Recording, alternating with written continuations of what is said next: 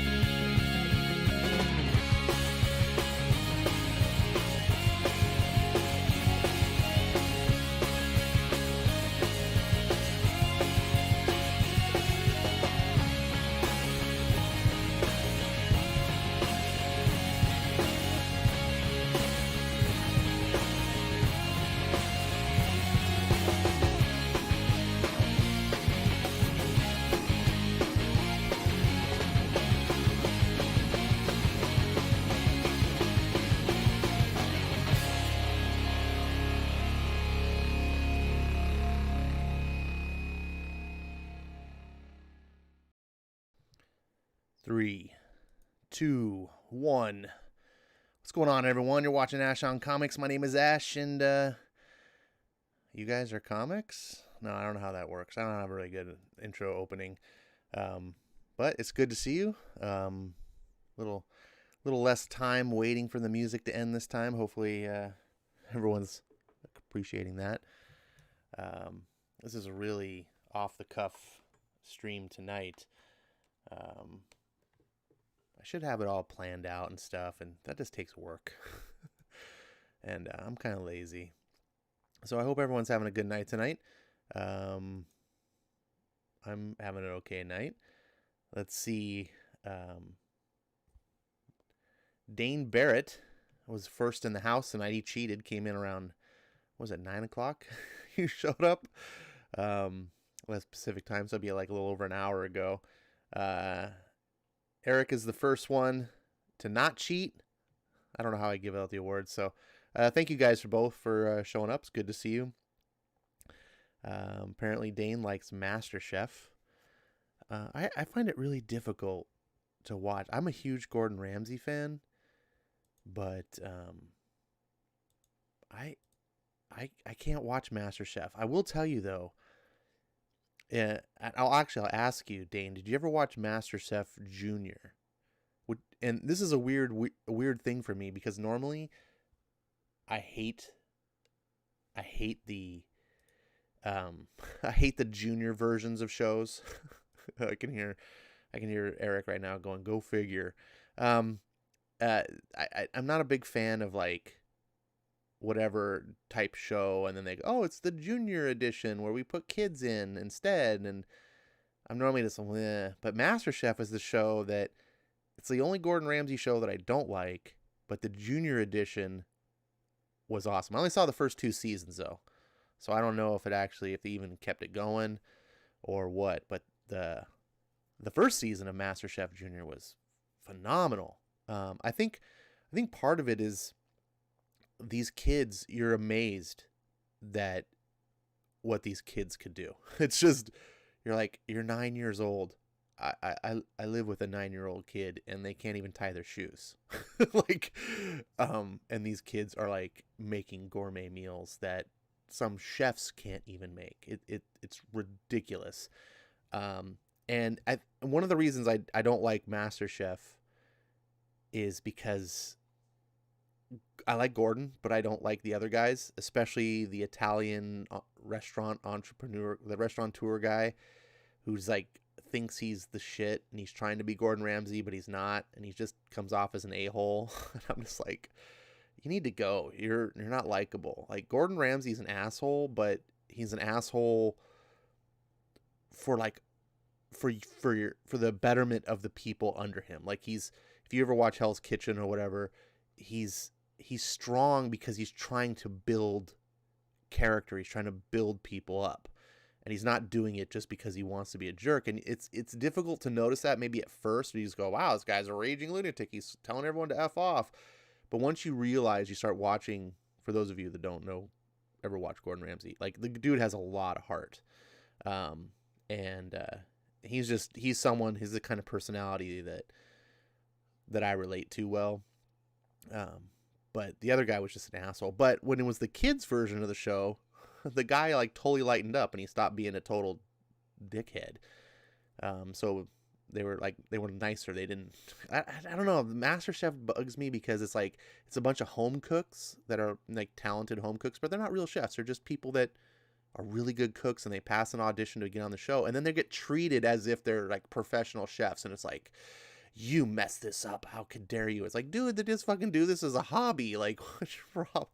Anyways, it's the only Ramsay show that I really didn't like. Kitchen Nightmares was one of my favorites, and he has a show that was in UK called The F Word, and that was a good show too. And it really lets you see the personal side of Gordon Ramsay. He's not running around acting like an asshole. And you get to see his family and his kids. And there was like one season of the show where they're like raising animals in his yard. He's like raising like pigs and turkeys and different things. And the whole deal is, by the end of the season, it's going to be, I think, Christmas, and they're going to cook the animals and stuff.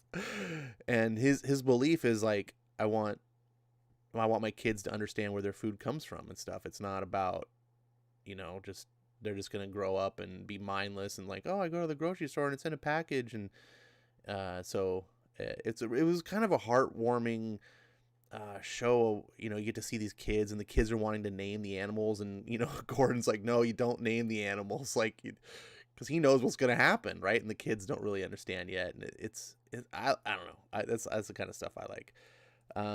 Melissa's in the house. Hello, Melissa. Good to see you. She asked, did you hear woke SJWs? Is woke SJW? I think that's redundant.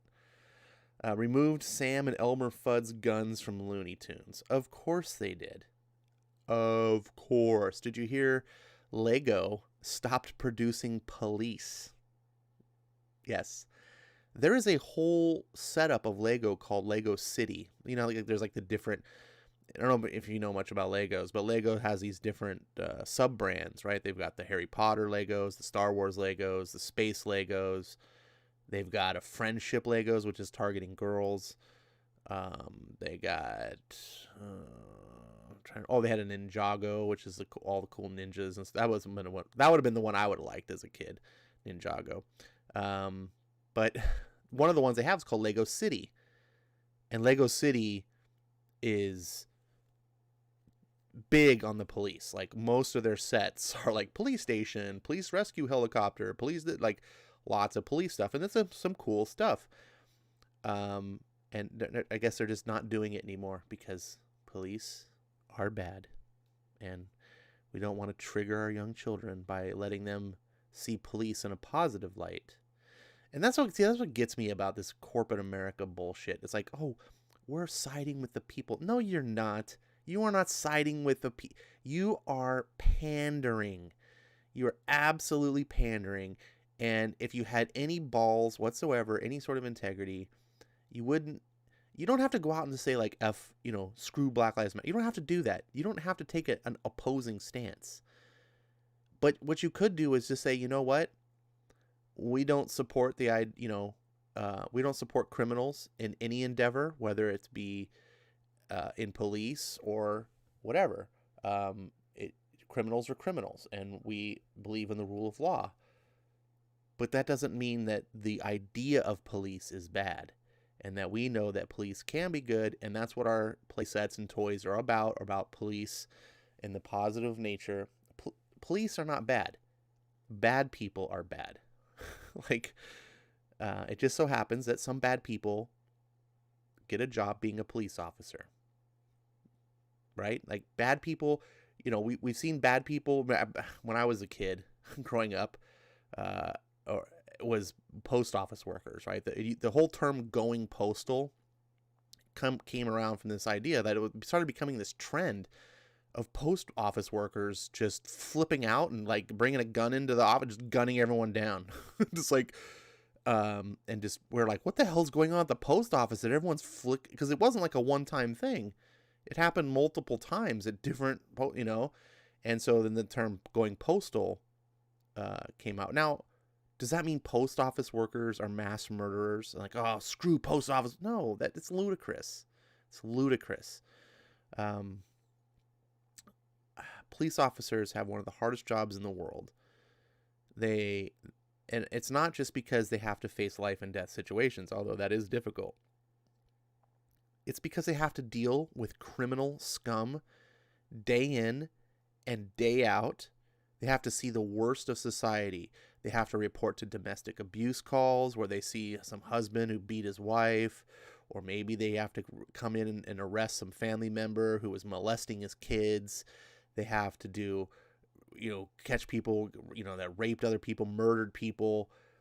The stuff that they see is awful. All the time they see this. This is in their worldview, day in and day out. And then on top of that, in the era of social media and fake news media, we get 24/7 coverage of media basically saying fuck the police. Hopefully YouTube doesn't bring down my video because this language now, we're living the censored era. But all of this is bad. Like when people act out and do bad things, no one disagrees with this, but it's, imagine being in that job. Imagine being a good police officer. Imagine just being like, grew up as a kid and I just wanted to help people and arrest bad guys. And then you get into this job, and no matter how good you are, this is what you face. Oh, and not only now do the society shitting on you day in and day out, you're seeing the dregs of society day in and out, then you have to work for these corrupt bureaucrats, right? That are making you do things that you don't necessarily want to do or don't believe in, but that's your job, right? And when you have a job, as most all of you know, when the boss tells you to do something, you pretty much got to do it. Like, if you disagree with it, well, you can quit or get fired. But now we live in a world where there's almost 50% unemployment. Almost 50 million Americans are out of work. And what people are supposed to quit their job? Because, when you quit your job, you don't get unemployment.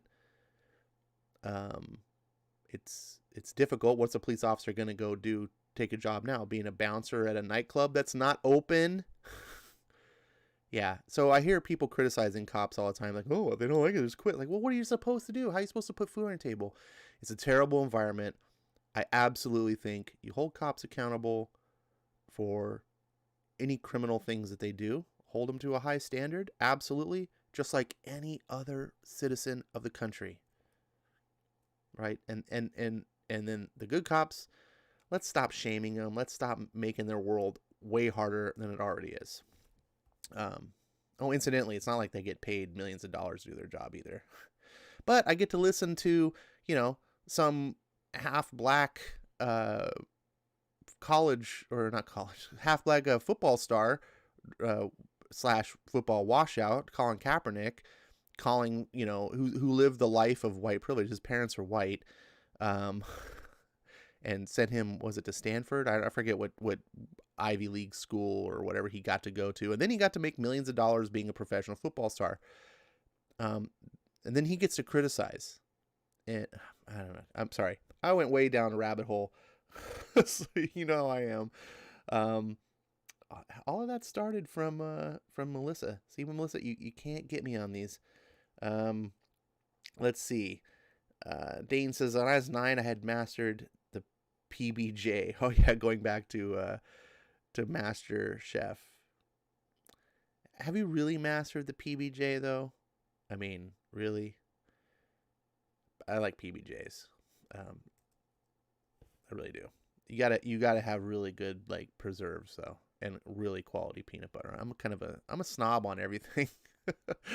But yeah, with like some good chunky gourmet peanut butter, really quality bread, and high quality preserve. Oh man, you can make some good peanut butter and jelly. Lord's in the house. He says, "Hi Ash, why not read a manga?" Well, a couple reasons. I'm Ash on comics, not Ash on manga. And also because comics are a nice 20 pages, easy breezy. Mangas are usually 200 pages, so it doesn't work out that well. But it's not a bad suggestion. Maybe someone else can start up a video like I do, and maybe not stream at the exact same time as me, and do some manga, and we can all go and watch theirs. That'd be cool. I'm not the only one that can do this. I mean, I ripped off Skip, so I'm not like original. If you feel like I don't want to do, Ash is already doing it, dude, I'm already a copycat. So don't pretend like you're gonna be stepping on my toes. Ryuk says, what I find funny is that no one likes talking about the EMTs that have to deal with the same dangers as police, but have no type of protection as the police get ignored. Think about that. Well, I wouldn't say that I don't like to talk. I'm not trying to avoid EMTs. There's a million things to talk about. EMTs also have a really shitty job. They're not the only people that have shitty jobs. We can go all night talking about.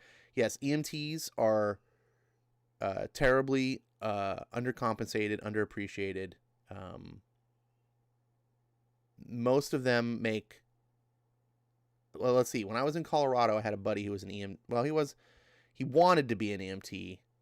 He couldn't for certain reasons that he had a DUI, so he couldn't be an EMT. But anyways, so he worked in another medical field, but he wanted to be an EMT. That was like his thing. But he was telling me about EMTs in that state. I think they made like 13 something an hour, and I was like, now this was 4 or 5 years ago. And I'm thinking, this is like right as the laws were being passed, like in California, to go to mandatory $15 minimum wage. And I'm like, yeah, that's going to be great when EMTs are all making minimum wage now. Because when you raise minimum wage to $15, it's not like, let's see, minimum wage before that was like half, it was like $7.50. So 13, it's like say you're making $6 over minimum wage. It's not like they're going to raise EMTs all of a sudden, they're going to start making like 20 something dollars an hour. So I was like, so it's just terrible. So yes, they're way underappreciated. And I'm not going to go into the minimum wage thing, how a criminal act that is. Oh my God. And how people are duped into thinking mandatory minimum wage laws are going to improve people's lives. All it does is it drags anyone who makes above minimum wage down. That is the truth of mandatory minimum wage laws. If you raise minimum wage, anyone who makes above that wage, they don't get raises. So if we, for example, if we were going to raise the minimum wage to $100 an hour, do you think if you made $50 an hour, all of a sudden you're going to make, that whatever? So that's what, $35 above 15. Do you think all of a sudden you're going to make $135 an hour? Like, no, you're not. You're just going to make $100 an hour. And everyone's now closer to minimum wage. So this is why, of course, they don't do that. They don't raise minimum wage to $100 an hour. This is, God, I'm going down a rabbit hole. I need to stop. I get get tempted by these things. I can talk about so many things, and you guys bring it up. That's why you guys are in control in the chat. So don't blame me. I'm just going to be like a good Democrat governor in one of these states, and just point the finger and say, look, it's your fault. You made me go here. Lord says, now I'm sad most of my American friends don't have a job. Well, thanks, buddy. I'm sad too. I'm not sure where you are, what part of the world you're at, but hopefully you have a job, and hopefully things are stable in your part of the world. It's really weird that America went from being the richest, most successful, most opportunist, most opportunity. How am I saying that right? The country with the most opportunity, into just being the country that we're just self-destructing, just completely just tanking. And instead of rising to meet the challenge like old school America would have done, we're going out in the street and we're breaking into stores and stealing some TVs and tennis shoes because that's justice. We're just going to go. None of these people understand. We are going to just become a third world nation. And America, no one's going to bail out. No one can bail out America. That's another thing. Like when Greece went through this turmoil, what was it, like 10 years ago? I don't remember how many it was. Like, remember when Greece went bankrupt? Like, then the EU had to bail them out and everything. Greece was small enough that could happen. There's no one coming to America's aid. No one. And if anything, China owns more of America's debt than any other country in the world. So our biggest rival, which I actually would claim as an enemy, like I think China is a world enemy, or at least an American enemy. They're every bit as bad as the Soviet Union that we fought the Cold War with. They're probably, actually, I would say that they're worse than the Soviet Union. Except the Soviet Union was communist and therefore broke.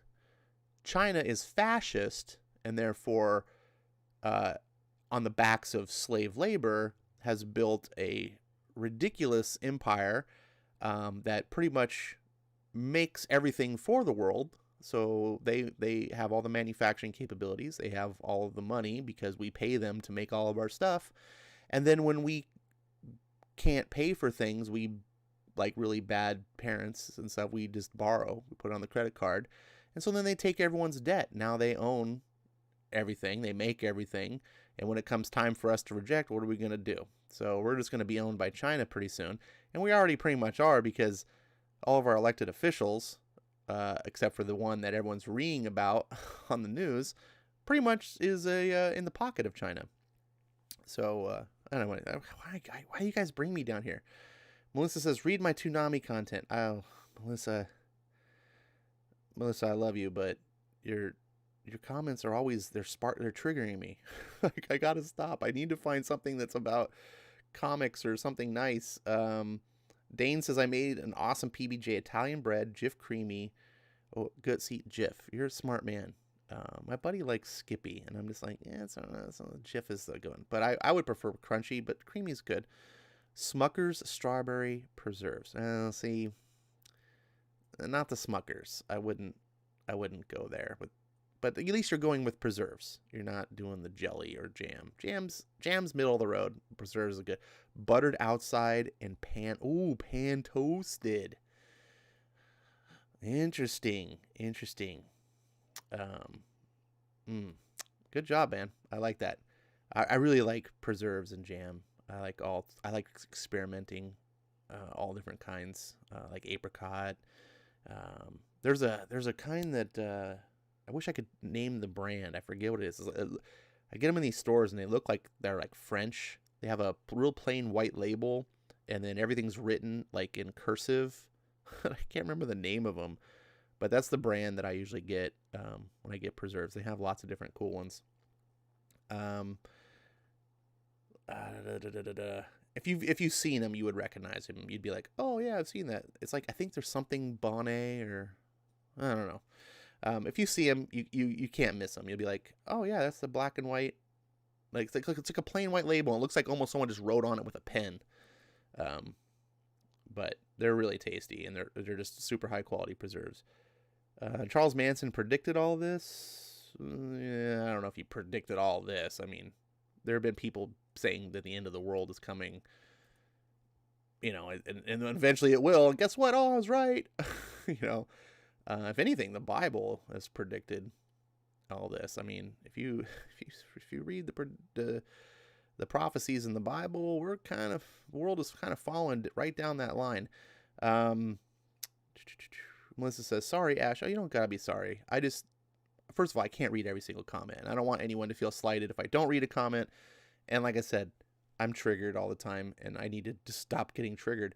Vankman was falling asleep. That young and outlasted him in terms of being awake, says Marania. Good to see you here. Sorry we don't get to see Vankman. Vankman's birthday was today, apparently. So if you see him, say happy birthday. And let's see. Eric says, I went back issue buying today. First time in their months. 74 glorious comics. Jesus, buddy. Jesus. That's a lot of comics. Jimmy says, me too. Hey, Jimmy. I'll do a video tomorrow. And then now he's asking, did you get anything cool? Hopefully you got something cool. That's kind of a waste if you go back issue buying and you don't get cool things. Speaking of cool, I know what I'm reading for my main comic tonight, but I don't know what I'm reading for my opener. And I don't know what to do. Ash, you're not reading all the comments. Oh, man. I know. Would it surprise you if I told you that I spray tanned? Let's see. Hey, look. See, there is manga I could read on Comixology. No, not to go down that road. Let's see. What should I do? Ronnie says, best grilled cheese has mozzarella and sharp cheddar, tomatoes, and bacon. No, you don't put bacon on a grilled cheese. Best bacon is Farmer's Market Amish Country Bacon. I would believe that. You'll never go back to name brand bacon once you try that. Also, bacon needs to be thick cut. Once you go to thick cut bacon, you'll never go back to normal thin sliced cardboard potato chip bacon. But yeah, best grilled cheese. First of all, I wouldn't put cheddar because cheddar does not melt very well at all. It just turns into oil. So if you want a yellow cheese, Colby is not bad. But honestly, a real grilled cheese sandwich. I know, and I'm a snob, so I'm surprising myself. But I know a lot of people want to put like gourmet cheeses and think like, oh, it's gonna be better. American cheese, not American processed cheese, not the kind. There's two kinds of American cheese. There's American cheese food, which isn't real cheese. It's American. If you ever go in the cheese section of the store or whatever, you'll know there's American cheese food product, and then there's just American cheese, and they're labeled this way specifically because they actually are different products. So, for example, Velveeta and like Kraft singles, the kind that come in the little individually wrapped plastic or whatever, that's an American cheese food, which is not it's a synthetic cheese. It makes melty cheese stuff. You can use it to make nacho cheese. You can do stuff with it, but then there's an actual American cheese. Now, anyway, so I'm talking about the latter, the actual American cheese, which is a little bit harder to find. Usually the stores only have a small quantity because people just, if you want American, most people just go for the Velveeta crap. So Get a real American cheese. Now, you can make a solid grilled cheese just with American cheese, and that's how I usually do it myself. By the way, if you've ever had an In-N-Out burger, that kind of American cheese, that's the real American cheese. If you haven't had an In-N-Out burger, I'm sorry. So yeah, I use that same kind of cheese. And then, or if I want to gourmet it up, then you mix the two. You mix that cheese with something else, which my preference is Munster. So like a slice of American, slice of Munster, and then potato bread. And real butter. Never ever use margarine.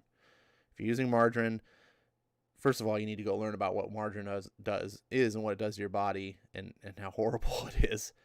And number two, margarine just doesn't let your bread crisp up right. So you have to have real butter. And obviously, you have to let butter sit at room temperature because it's super hard if it's cold. Most people don't like butter because it's hard. And it's like margarine's convenient because you can have like a tub of it sit in your fridge and then you pull it out and it's like soft and spreads. And it's easy, like it's convenient. But first of all, butter can last for many days at room temperature. So if you have a little butter dish with a lid, you can leave butter, like just get a stick of butter and it'll stay out for days and it's fine. And so you need it to be soft in order to spread it. And you have to spread it real thin. And then the trick is when you're cooking a grilled cheese, you have to cook it slow. If you have the heat too high, like medium low is a good thing. If you have it like medium or higher, this is a lot of people make mistakes on grilled cheese because they want to cook, won't get it done quick. It'll burn the bread too much.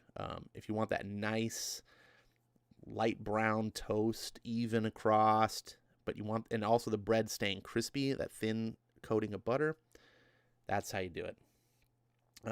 So I don't know how I got talking on grilled cheeses, but I like food. Marani says margarine is one molecule away from plastic. You know it. Comics Quirk says read Why the Last Man. No. It's no, too feminist for me. Breen says, will you stop talking about food? I'm no longer staying in a house with a chef. Well, I'm sorry. You can't make a grilled... Eric, I just told you how to make a grilled cheese sandwich. So it's not like I, was describing something complicated. You can go make yourself grilled cheese. Go buy a block of American cheese, sliced. Get yourself some good potato bread. I use Oro wheat potato bread and some butter. Get yourself a frying pan. You got yourself a meal. Also, recommend tomato soup. Gotta have tomato soup with your grilled cheese. That's a great meal, man. It doesn't even have to be great tomato soup, just some Campbell's. But if you do make Campbell's tomato soup, the key is you got to make it with like half milk, half water. Don't just use pure water.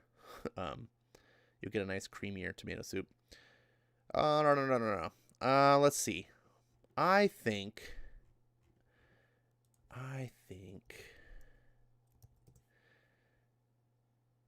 it was Eric that said I should read Iceman. Wasn't that you, Eric? Dane says Iceman #1. Eric says I made good grilled cheese sandwiches. Made? You made plural? You don't make them anymore? Ronnie says read Mags's book for Sci-Fi Channel, the second issue. Unfortunately, only the first issue. They gave away the first issue, but none of the rest. So there's no way I'm buying that book, and it's not on Unlimited.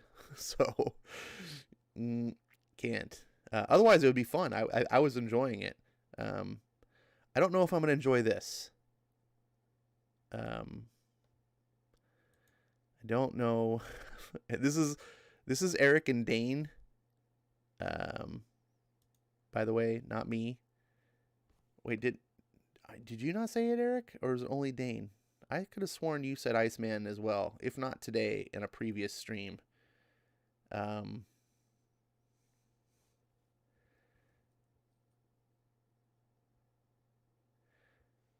But that's the only suggestion that's on the table.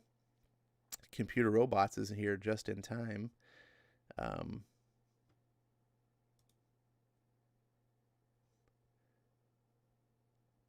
Eric says, I haven't had to make them in months.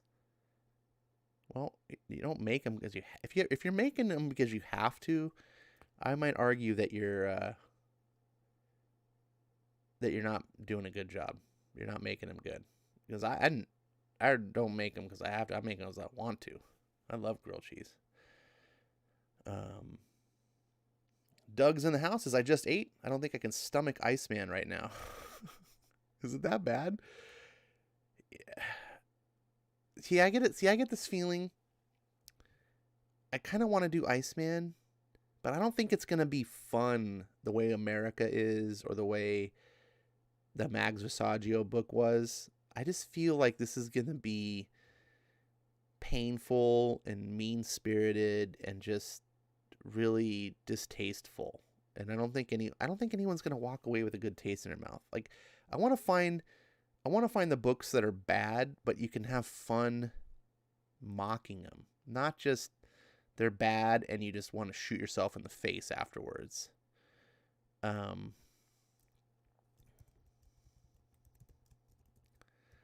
Eric says Unstoppable Wasp. That is one of the books you've been saying to read. Oh, look, it is on Unlimited. It is. Oh, this is going to be terrible.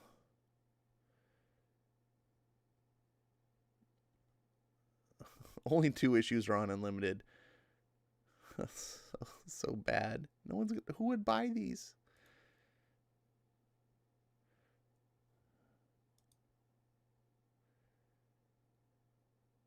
I really want to read that Superman, the latest Action Comics issue.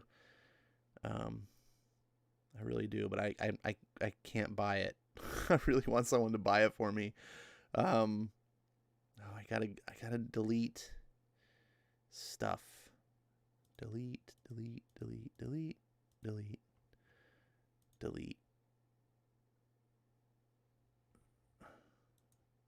Because Comixology, it's a digital service, but you have to check the books out like it's a library, and you're only able to have so many books at a time. But it's digital. But you're not actually you're not taking any physical property. There's no reason you should have to check anything out. You should just be able to click on it and read it. It's so stupid. I have to borrow it and then I can read it. And I'm just like, you don't do that on Netflix. You don't do that on Hulu or any other service like that. You just pay Marvel Unlimited. You don't do that. You pay for your Marvel Unlimited and click to read. I don't understand what Comixology is thinking. Oh my goodness. Oh, just look at this cover. This screams Marvel Comics in the 21st century. Dane says Unsolvable Wasp, that'd be funny too. Yeah, I hope that this is a better choice, because I just get a bad feeling about. We might do Iceman in the future, but I think right now a lot of people are on nerve. We got a lot of negative. We had enough negative things going on in the world. Ryuk says, "My God, where is this video going? The first disarray of the country, then grilled cheese, and now we what to read between Iceman or Wasp." So, if you are concerned, I will say that tonight's video, the story for tonight, is Man and Superman Chapter 2. That is a really good book. So you're getting quality. This is the opening act, right? You remember going to a concert, and you go and there's like some shitty band that plays before the main band. That's kind of what this is like. So Unstoppable Wasp is the opening act, and then we'll get to the main event. Jeez, sorry, bumping into the mic, making all sorts of noise. Let me take a drink here.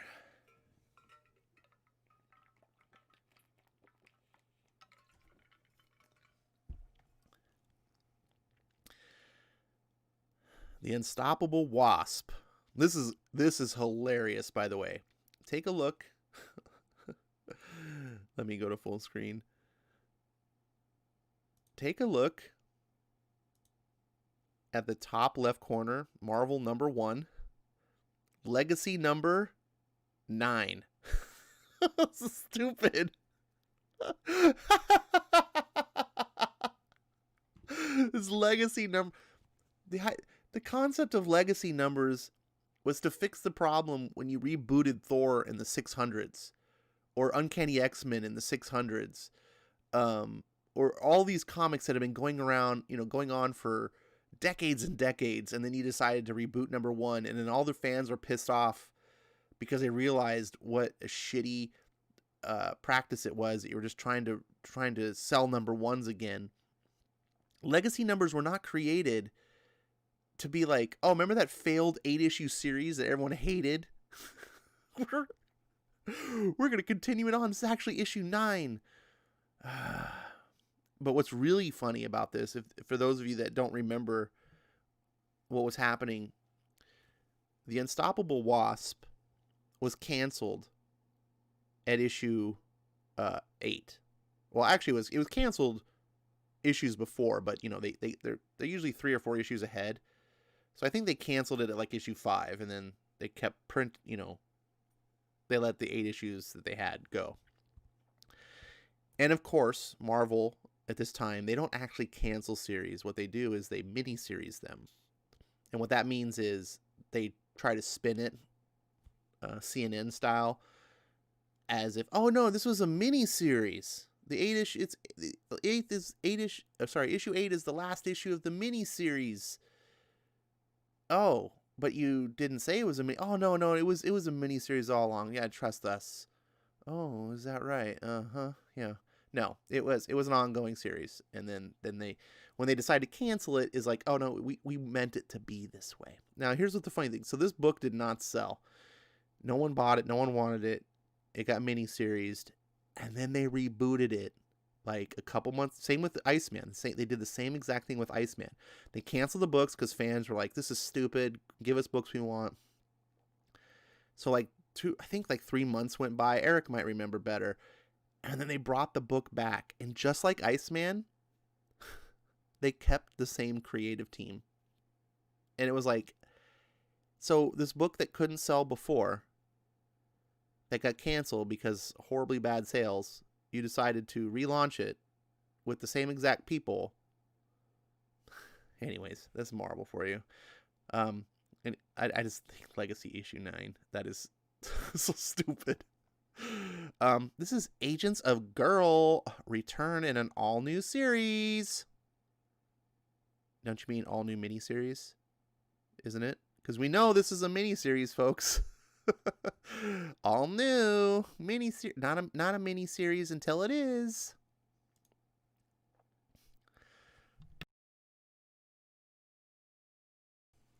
Red Room Escapee. Hank Pym's daughter. Super sciencing for good. Nadia is the Unstoppable Wasp. Super sciencing. So stupid. And of course, she's a Red Room escapee. Red Room is the place where Black Widow was trained and broke away from. Now, where Red Room made Black Widow a villain and a bad person because the Red Room was a terrible place, apparently Nadia Van Dyne, just whatever, like, I didn't have any sort of emotional trauma on her whatsoever. And of course, she's a Red Room escapee because that's the way these modern Tumblr writers that Marvel hires, they're fanfic writers. So they don't actually understand how to write stories based off of the credibility of the characters themselves. They have to write stories where it's like, oh, like Black Widow, she was a part of Red Room's part of origin. Well, what if like Wasp was also, and she's also Hank Pym's daughter, and she's super science genius herself too. So she's like all the things, not just like Black Widow, who's just a normal woman who doesn't have any powers and she's not super sciencey. She just Red Room So, like, Nadia's better? Born to Hank Pym, the original Ant-Man, and his first wife, Nadia was kidnapped as a child and raised in Russia's Red Room program. By reverse engineering her father's shrinking Pym particles, of course, a little girl can just reverse engineer Hank Pym's she was able to escape and traveled to America to begin her life as the brand new Wasp. She's been an Avenger and a champion, but her most important role is as the founder and leader of Genius in Action Research Labs, a collective of girl prodigies using science and engineering to change the world. Genius in Action Research Labs. Get it? It's girl. Genius in act. Wait, they dropped the A to make it girl. You're not very genius if you can't even come up with girl prodigies. Of course. Here we go.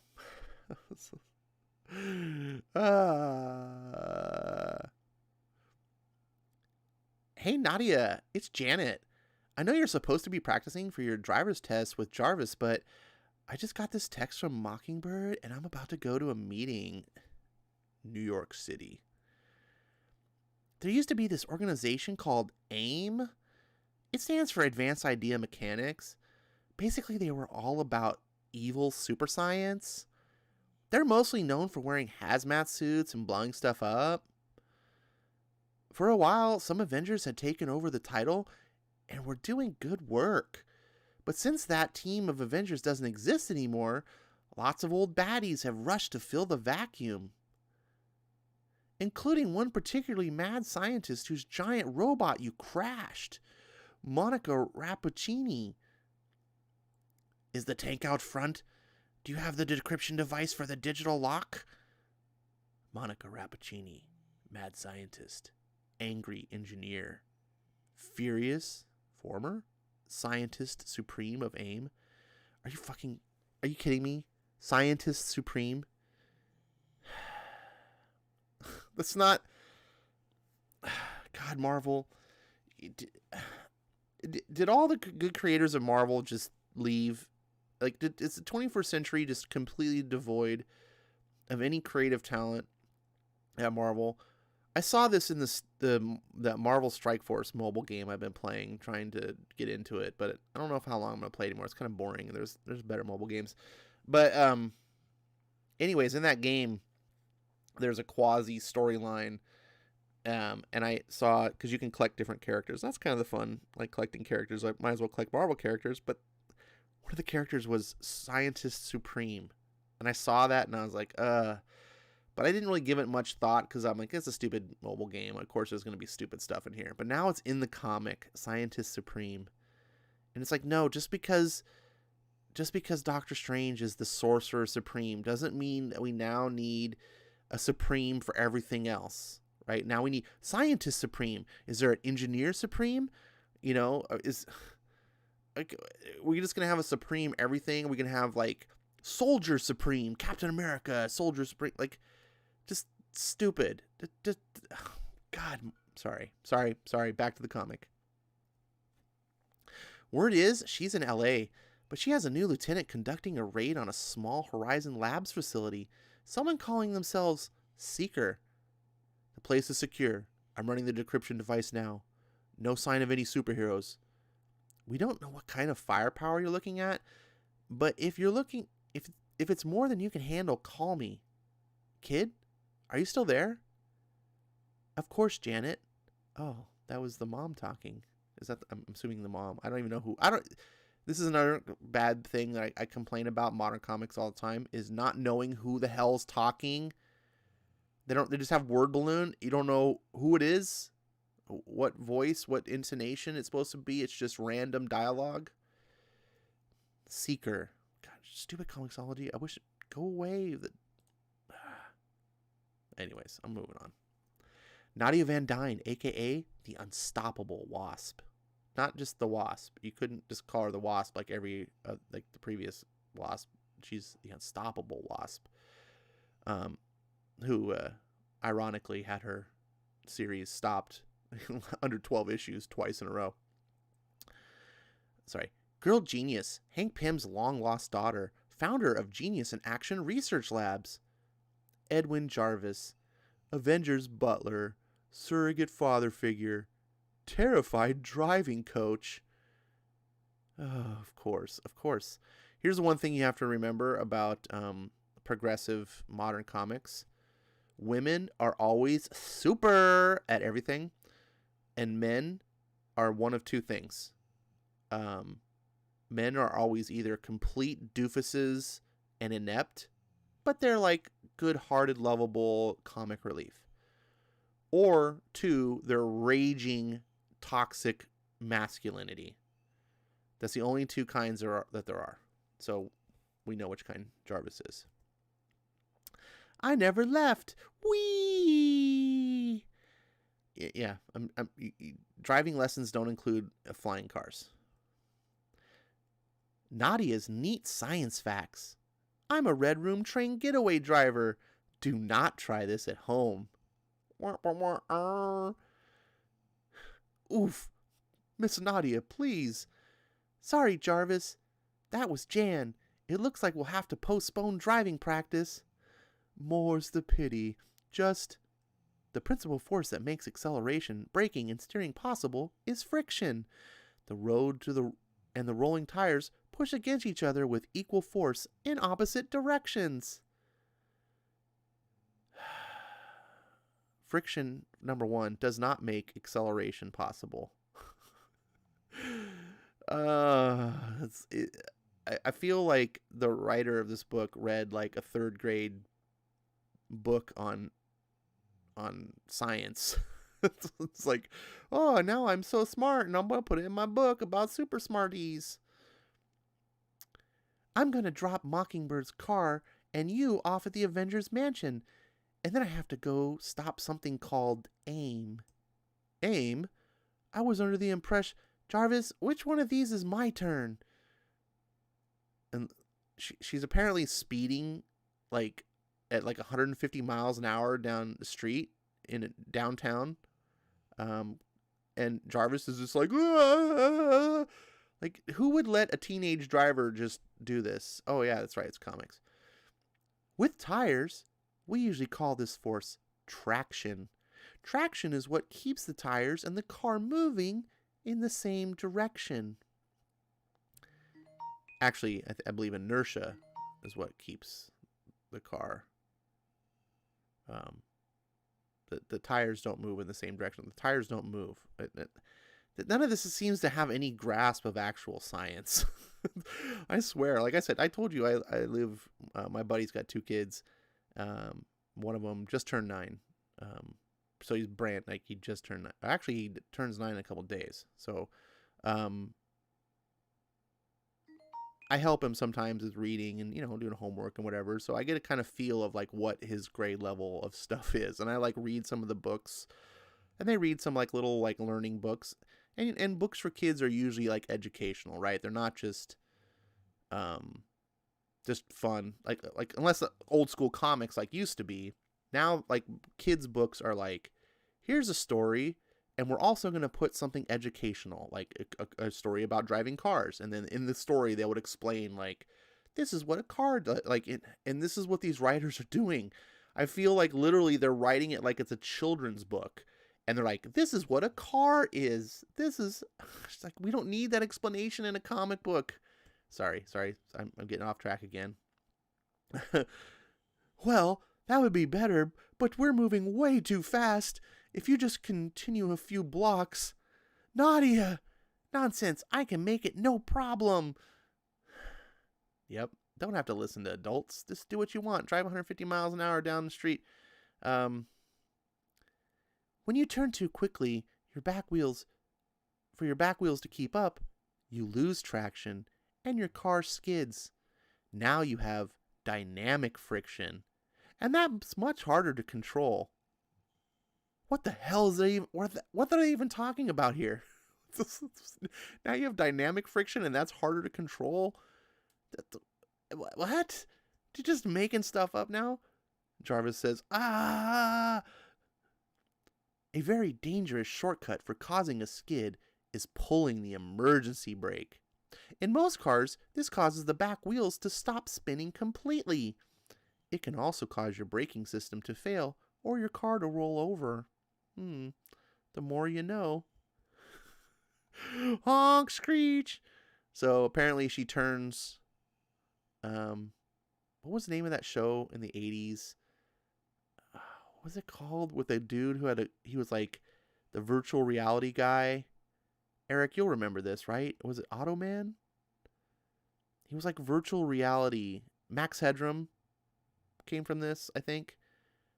Was it Automan? And he could drive and he would just like turn without like actually turning. It would just make like a sharp corner. Anyway, that's what this reminds me of. Seriously, don't try this at home. When you intentionally oversteer to lose friction while maintaining control of the car, that's known as drifting. This is something that requires training and practice. Really, it's the difference between doing parkour and jumping off buildings. What? What? I just hate it when stupid people try to sound smart. The children's books that I read that are like 3rd grade level aren't even this stupid sounding. Okay, I'm gonna park you right up here. Then I'm off to stop a robbery. A robbery? By AIM? What are they trying to steal? Not sure, but it must be dangerous. Surely there's someone else who could take care of this. There's no shortage of... No can do. Mockingbird called Jan from the West Coast. It's either me or Jan, and the whole future of girl hinges on Jan's meeting. Miss Nadia, this is too much to put on you. That's sweet that you're worried about me, Jarvis. Smeck.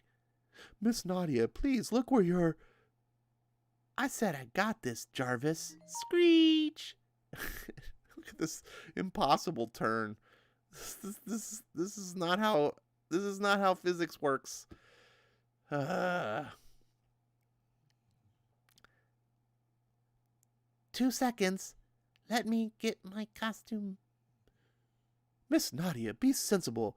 You can't go into this blind with no backup. And you're already gone. Don't worry about me, Dadushka. Get it? Get it? Because she trained in the Red Room, so she's Russian now. She can say the Russian words. I've got plenty of backup. Whoop, whoop. PIM Labs, Cresskill, New Jersey. Whoop, whoop. Girl, Genius and Action Research Labs. Think tank for girl geniuses housed in PIM Labs. Oh my God. That was hard to even read. Frackin', stupid false alarm. I just got you reset from... Hold on. Nadia, did you actually send a distress signal? I thought you were preparing for your driver's test. Tana Miranda, Puerto Rican engineer. No, because she can't just be an engineer. We got to make sure we understand what race she is. Puerto Rican engineer. And, Puerto Rico is very much known for their engineers. All the best, space shuttles were created by the Puerto Rico. I know our boy over there, Elon Musk, is, he hires only the best Puerto Ricans for SpaceX. That's what the Puerto Rican engineer. What's so stupid? He just sounds stupid saying that. I'm sorry. This is me, my internal monologue. It just comes out loud. Robot maker, grumpy mechanic. Oh, jeez. Had to put that on hold. We've got a robbery to stop. Is this a Champions thing? Do I get to mess with Nova? Nope. This is from Bobby. It's just us. Everybody get up here. Team Wasp is live. Get to your consoles. And somebody help me get up from here. What, you can't stand up from there? What? Uh, Ty? Were you yelling? Did you need something? Priya Agarwal, biologist, daughter of Indian immigrants, fashionable. Oh my God. Nadia needs us. Come help. Where are Ying and Shay? They're probably in Shay's room. Ying's been working her way through Shay's playlist, and Shay, cool story. You'll get them, and I'll get the consoles running. The night sky is changing over. I don't know what the tune that is. She's singing something. Ying, surname unknown. Red Room orphan, genius chemist, trained assassin. Red Room orphan. What? Moving on. Is this by the way? Is this the most perfectly diverse group of girlfriends, of super girl geniuses that you've ever seen? So we got Nadia, who's the white girl, of course. She's because white girls who want diversity always put themselves in head, and then have their little token subordinates, because that's diversity. So we've got an Indian girl, we've got, I'm presuming, a Chinese girl, we got a Puerto Rican girl, and now there's a black girl in the background. We'll probably find out who she is.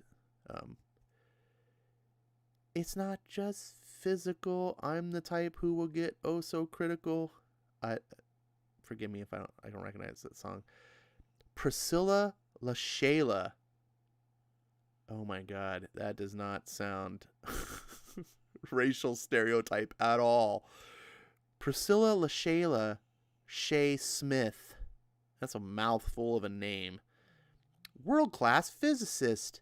Snazzy dresser. Tiny gay disaster. Oh, God, she's queer and brown, of course. World-class physicist. Snazzy dresser. But she's not... The other one was fashion. Yeah, fashionable. What's the difference between fashionable and snazzy dresser? I don't know, but they have different... So tiny gay disaster. Let's go on. This isn't fair. She's so cute. And now she's dancing in my room and singing that song and... Oh, God.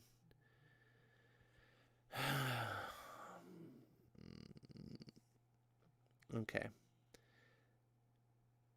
I won't treat you like you're oh so typical. Should I do something? Am I supposed to make the next move or... Get it? She's gay. She's got the hots for the other girl on her team. Shay Ying, we gotta... Yeah! What were you doing? Nothing. I was with the screwdriver and the fuses. It's very complicated. Uh-huh. Well, grab your little girlfriend. Nadia needs backup. Really? Never mind. Does this sound like a world-class physicist, by the way, that talks? I was with screwdriver and the fuses. It's very complicated. Sounds like caveman. Anyways, I'm heading uptown. It looks like there's a laboratory out here that's working on something AIM wants. Oh, look at this station that they all sit at, and like it's what? Priya and I are ready. Shay and Ying are más lento que una caravana de cobos. Whatever that means. I'm glad that you wrote Spanish into the book that none of us English speakers understand. Your insults don't bother me, as I have no idea what you're saying. She said we're slower than crabs. This book is slower than crabs. It's just a thing my abuela says, okay? Oh, God. Did you call Gabby Rivera for that one? So why is there always an abuela? Nadia, I think I made a breakthrough on the PIM particle suspensions mixture. Oh, and I also discovered a new band I really like. Do you know about synth pop? Can we concentrate here? Nadia, what's your status? I'm a block from the lab, and I see a lot of guys. Not that I'm interested in guys. Sorry, that was ad-lib. Deploying the drones. We have to come up with a cooler name for these. But a drone is literally a type of wasp. Ba-dum-bum. It is a completely apt name for them. Is everybody online? Jacked in. 10-4. Ready to rock. I can't wait. The power of girl. Well then, let's level you up. What? What? Let's level you up? Has there ever been a more Tumblr line in a Marvel comic? Let's level you up? You guys look so cool. This was our best idea yet. What? Oh. Okay, Tana, you're gonna be my ride. Hold her steady.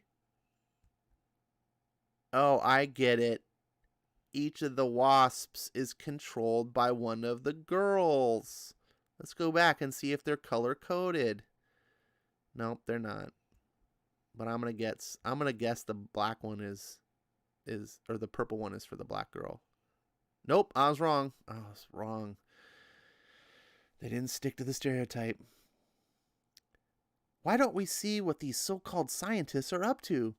Let's ride, girls! Yeah! Why does she need to ride one of these drones when she can just fly herself? I don't know.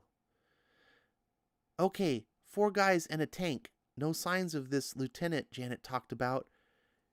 They're probably inside with who knows how many more guys. I could check. Go for it, Priya, but try to stay out of sight. Wait. Oh no, never mind.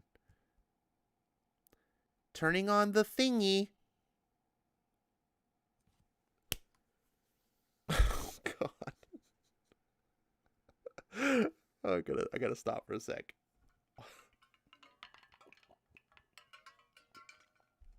I just facepalmed myself.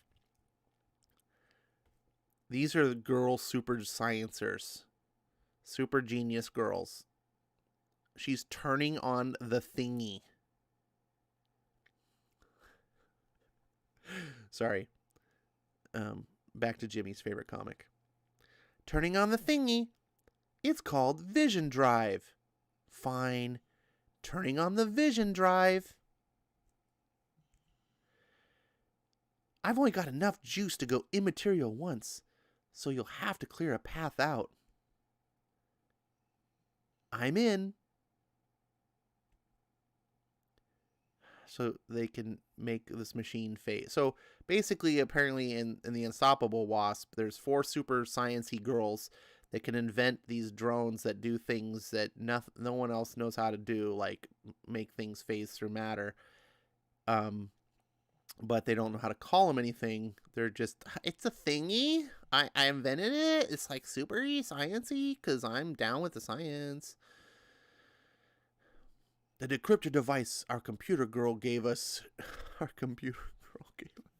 sorry. I can start over. The decryption device our computer girl gave us should be nearly done unblocking the safe. Keep an eye out for any superhero types, and we'll be out of here in 5. There's 4 guys inside, and it looks like they're being led by a woman in a tech suit.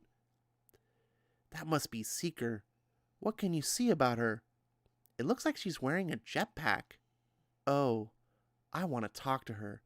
Tina, how many of these AIM guys can you knock out? That depends.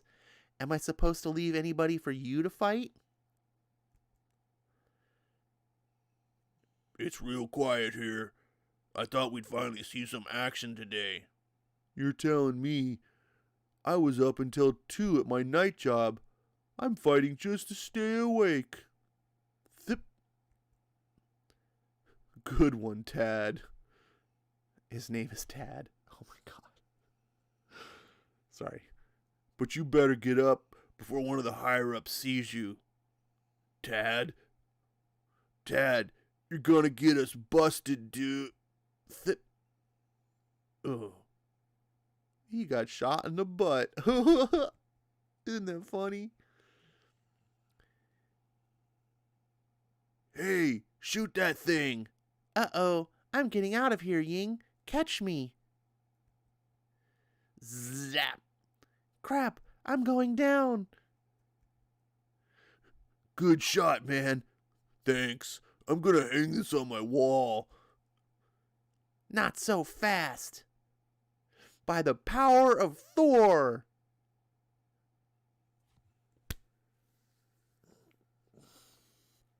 Sorry, hold on.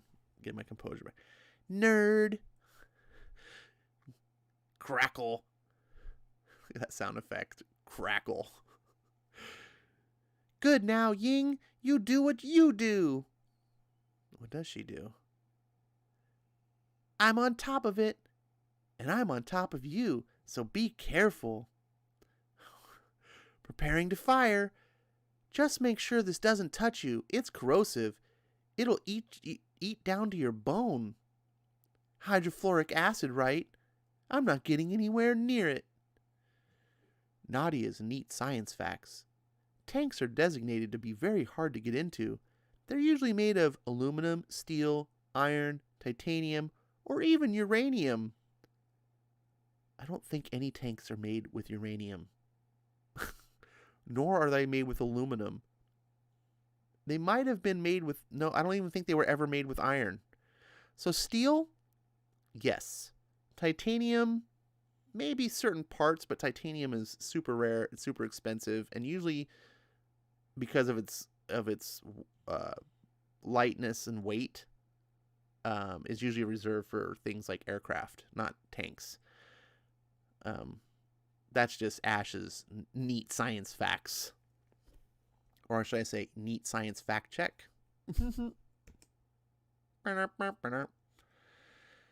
Of course, that assumes you're trying to force your way in. Oh no, I desperately feel that I should have a one-liner for this. Say, thanks for playing. Yes, you're so clever. God. I feel like that's exactly what the writer of this book was doing when they were writing it. They were writing, I think I need a one-liner right here. Literally just came up with it like, oh yeah, and then it wrote itself. And it was dumb. Thanks for playing. Hydrofluoric acid can eat through nearly anything. For the tank, it takes a few minutes, but the metal turns basically to dust. Oh, that's not good. On the contrary, it has given us a chance to know each other better. And I've been told I'm adorable. It's a 90-pound teenage girl and she grabbed us by the collar. What do we do? Sorry, that was ad-lib. Meanwhile, at the Javits Center, Hell's Kitchen, Manhattan. Does that look like Hell's Kitchen to you? To you? What? Anyway, sorry. Janet Van Dyne, a.k.a. the Winsome Wasp. The Winsome Wasp? Okay. Maranya, Eric, my two venerable college knowledgeable people. Anyone else in the chat that is knowledgeable as well. Has she ever been called the What the hell is the Winsome Wasp? I'm going to go back to the book. Fashion designer, Pim Tech CEO, founding Avenger.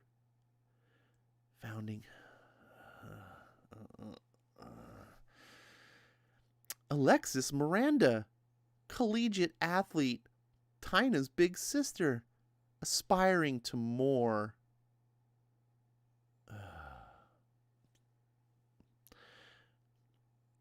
Okay, moment of truth, Alexis. Inside, There's a room full of investors that we need to sell this idea to.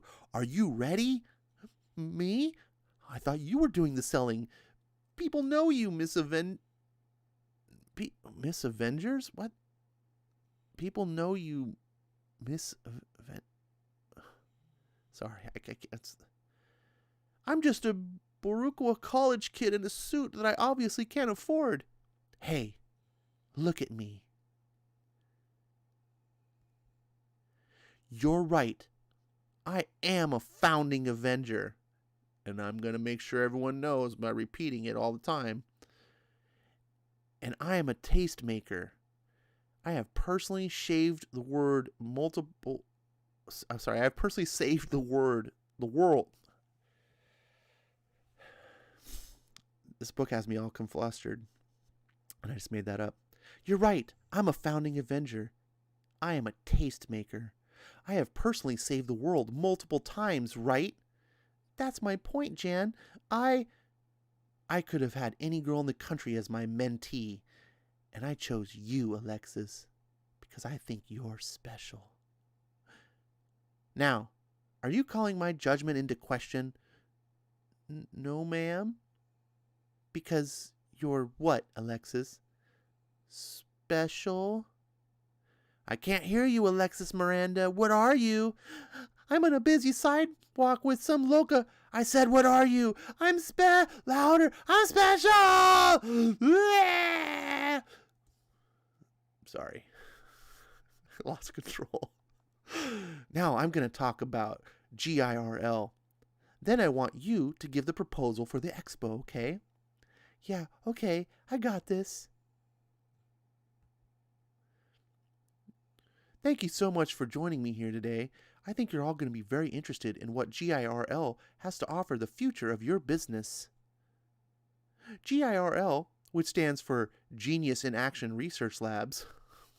That's not what it just stands for. Where's the A? Is the brainchild of genius and teen superhero Nadia Van Dyne. Who talks like this?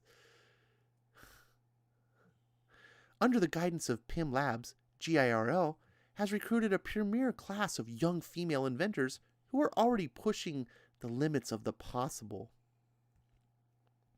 Just in the small time the lab has existed, these previously undiscovered talents have made leaps in botany, robotics, chemistry, and long-distance human teleportation, which has us wondering, how many other girls are still out there struggling to be noticed? How many young men with a little support, how many young men could, with little support, open up new ways of thinking about our world? Excuse me, did you just ask about young men? When did young men ever come into this book? I thought this was about girls. And that is where the GIRL Expo comes in. That's the future we're asking you to support. To tell you more about that, allow me to introduce my partner in planning this endeavor, Alexis Miranda. Wait a second. So girl exists because men could use a little support? That's what the whole expo is for, is to help men? I'm confused. Don't worry. I'm never wrong about people.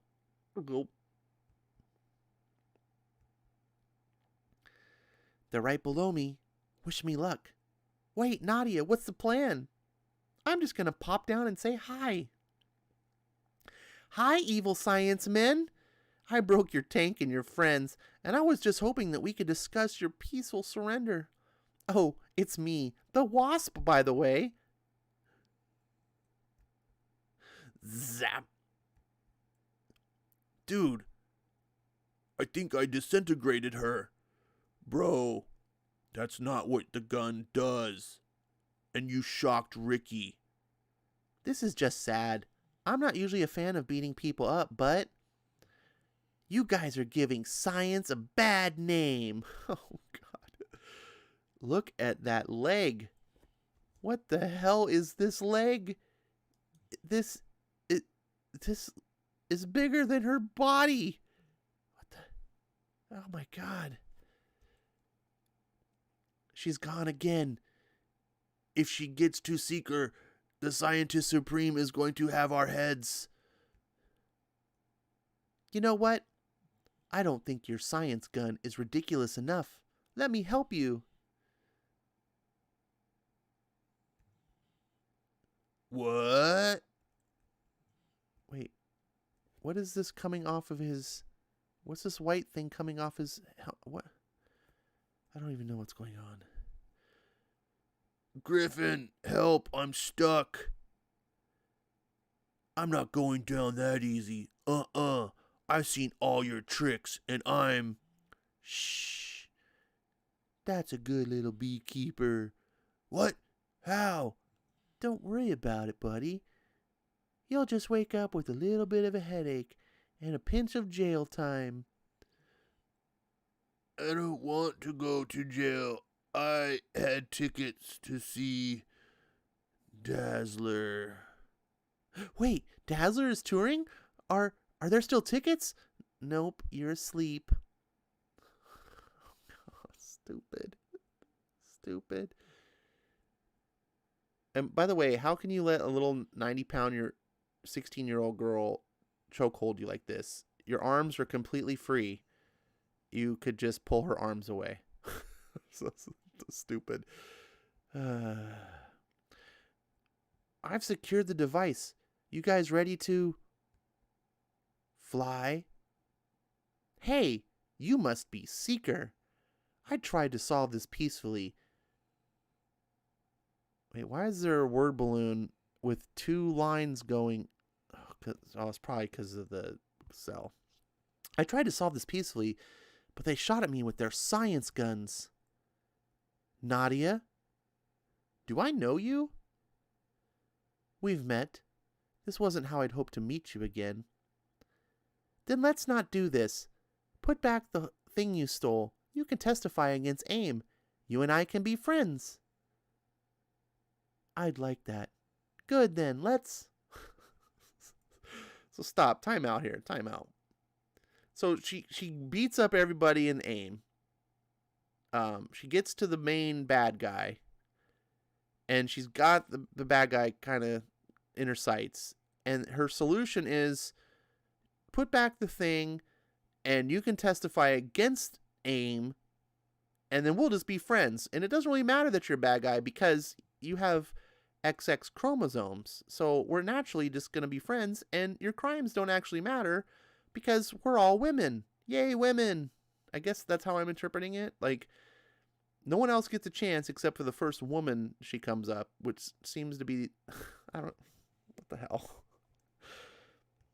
Then let's be, but this is too important. I can't let you stand in my way. Oof.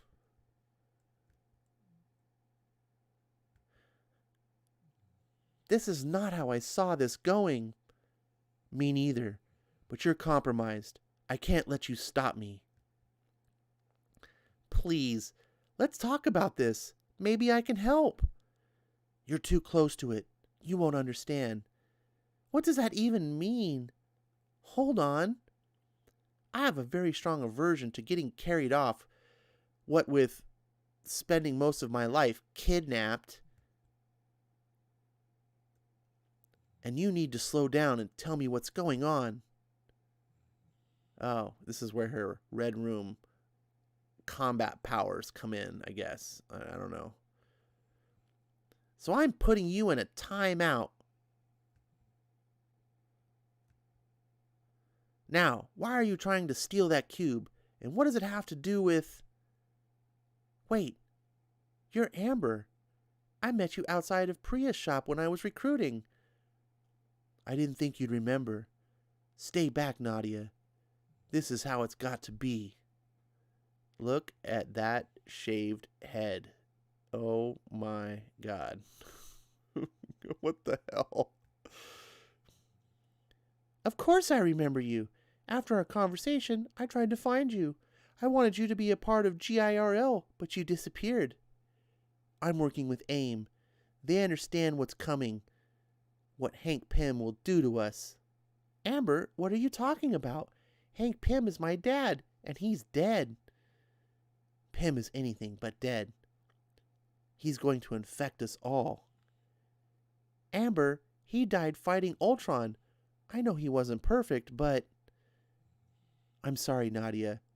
Either they're lying to you, or you just don't want to know. Amber, wait! Tick. Jarvis, I need to ask you something. Anything, Miss Nadia? If my father was still alive, even if there was something wrong with him, you'd tell me, right? Miss Nadia, what brings this up? Just a weird feeling, I guess. Something somebody said. I've never felt as lost as I do right now. Amber seemed like a good person. Why would she be with AIM unless she believes they're doing something important? If I thought anything of your father was still alive, what? Okay, you'd be the first to know. I'm sure the same is true of Miss Van Dyne. That's what I thought. I just wanted to be sure, because no one told me he hit Janet before and... Oh, God. He hit Janet before. Oh, they brought that up. I understand. Just put it behind you and celebrate tonight. What do I have to celebrate? AIM recruited someone who I should have. She got away with the device. I still need to finish driver training. I miss therapy. Someone thinks my dad is alive and evil. Congratulations! For what? We did it! We booked all the sponsors we need for the Girl Expo. Pretty soon, the brilliant boys and girls of every high school in the Northeast will be coming to show off their big ideas. That's great! There's one catch. The date we wanted was already taken by some sort of comic convention. The only open date was 2 weeks from today. 2 weeks? We have to have inventions ready in 2 weeks? It hits me then as the best news of my life. I've been so busy being a hero that I haven't invented anything in months, and now I only have 2 weeks to do it. I don't got this. To be continued. Oh, God. That ran on and on. That's Marvel Comics for you. That was some tasty iced tea. All right. We can thank Eric Breen for that lovely piece of literature. You guys... Wait, we gotta zoom in on... There we go.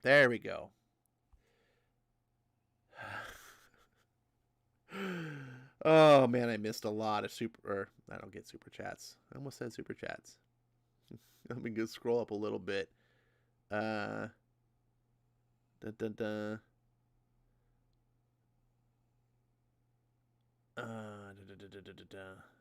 right. Let's see. Christopher Barker's in the house. Good to see you, buddy. Start with Jimmy, because I remember this comment. Definitely not my favorite comic. Oh, Jimmy, come on. We know you like this book. Dehelim's in the house. Christopher says Ash can't read with a straight face. Oh, man, there were parts of this book that I could not. Melissa says, God, I wish Stan Lee was still alive. I also wish he never sold Marvel to Disney and these woke SJW weirdos. Well, Stan Lee didn't own Marvel, so it wasn't really his choice. Also, Marvel was going bankrupt. I mean, the Disney sale is why we have Marvel. Although Jim Shooter had a team of investors and he was going to buy Marvel, and I argue that Marvel would be fantastic today if Jim Shooter had owned it. But what are you going to do? Chris says, has Ash read Gotham High? It can't be as bad as this. I have not read it. I was going to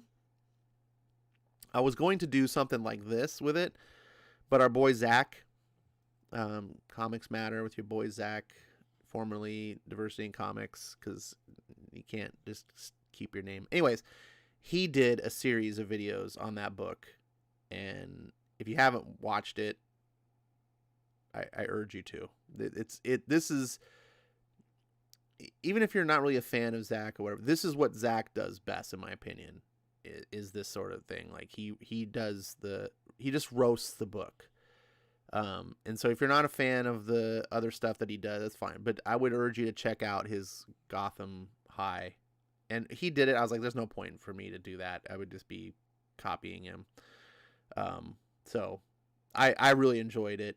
I didn't read it, but I enjoyed living vicariously through him. Christopher Barker, Unstoppable Wasp on the Disney Channel. Oh, we can only pray for it. Ryuk says, oh god, those YA DC visual novels are just horrible. Like, who are they meant for? More like belongs in the trash.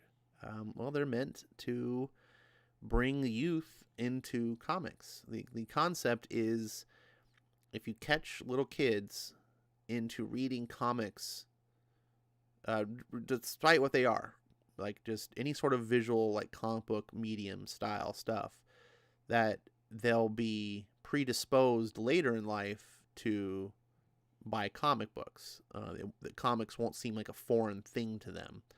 So when they become, adults, and this is what the funny thing about the modern day industry is like, comics used to be for kids. You didn't used to have to make some sort of gateway thing for kids so that they would transition to it. The comics were the transition. That was it. You could come in as a preteen and enjoy the hell out of comics. And that's the whole reason. That's the whole reason comics were invented in the first place, is because they could appeal to younger children who didn't have strong reading skills, particularly boys, because boys tend to be less predisposed to reading. Girls tend to be more readers. They like to sit down and read books. Boys are more visual, and so comics were a way to bridge the gap of presenting material that boys would have fun looking at, the pictures, and then have some reading in there as well. And that's kind of how it developed, and it was meant for kids. And that's why I believe comics became a boys' medium, is just because of what it did, appealed to the certain biological, physiological aspects, mental, psychological, whatever, of boys. And of course, it's not that girls can't like it, and the comic book industry worked hard for many, many decades trying to appeal to get girls too. Despite what modern creators will have you believe, comics have been trying to appeal to girls forever. I mean, if you look at Archie comics, right, those are heavily slanted towards appealing to a female audience. The whole reason we've got comics like Wonder Woman, Supergirl, Batgirl, all these type of things, were to try to be like, hey, let's make characters, superheroes for girls to like, not just for boys. Like, try to be, but they didn't do it under the wokeness of inclusivity. They just were like, we want to sell to boys and we want to sell to girls. We just nowadays it's all done for some sort of ideology. Like, this book is completely, it's like girls. It's all about girls. And that's why it's sickening, and that's why I make fun of it and mock it, because girls, this to me is insulting to girls. If you're a girl, you should see this and just be like, why are you mocking me? Why are you pandering to me? What, you think I'm some doofus? Like, I need comics like this? No, women, in my opinion, I think women want really good quality stuff, just like guys do. This is just stupid. This is like talking down to girls to me. This book was so moronic.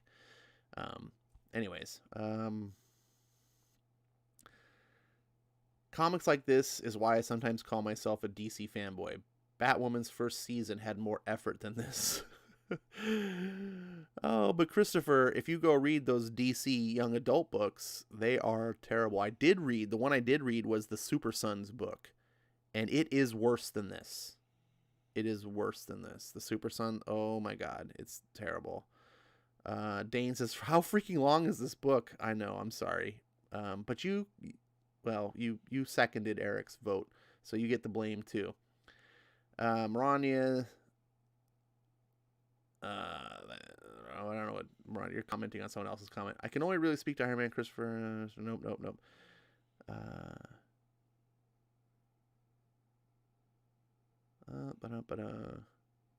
Tehillim says, shaved villain blue extraordinaire. Yeah, that. Melissa says the original 6 founding Avengers are Iron Man, Hulk, Ant-Man, the Wasp, Thor, and Captain America. Yes, but the Wasp was the founder because girl power. Jimmy says, Jesus, how long is this book? Anyways, Unicorn Kaz, the ASMR got my meat throbbing.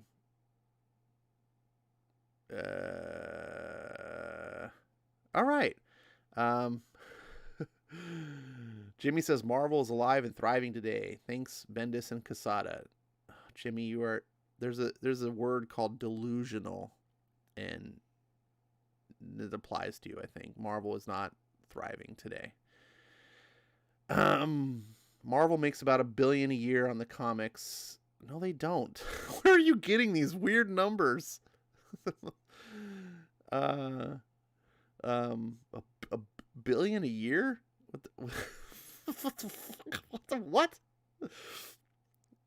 No. Marvel. I would actually. I don't know the exact numbers, but I would, if I were to be a betting man, I would actually bet that Marvel may not even make money on the comics. I would almost be willing to bet that the comics have become a loss leader for Marvel these days, and they rely on that just to keep the merchandising, the licensing, and basically to be they're basically advertisements for the cinematic and TV universes. You're paying $4 or $5 an issue to read an ad. Dane says, Jimmy, where'd you get that number? I don't think that's right.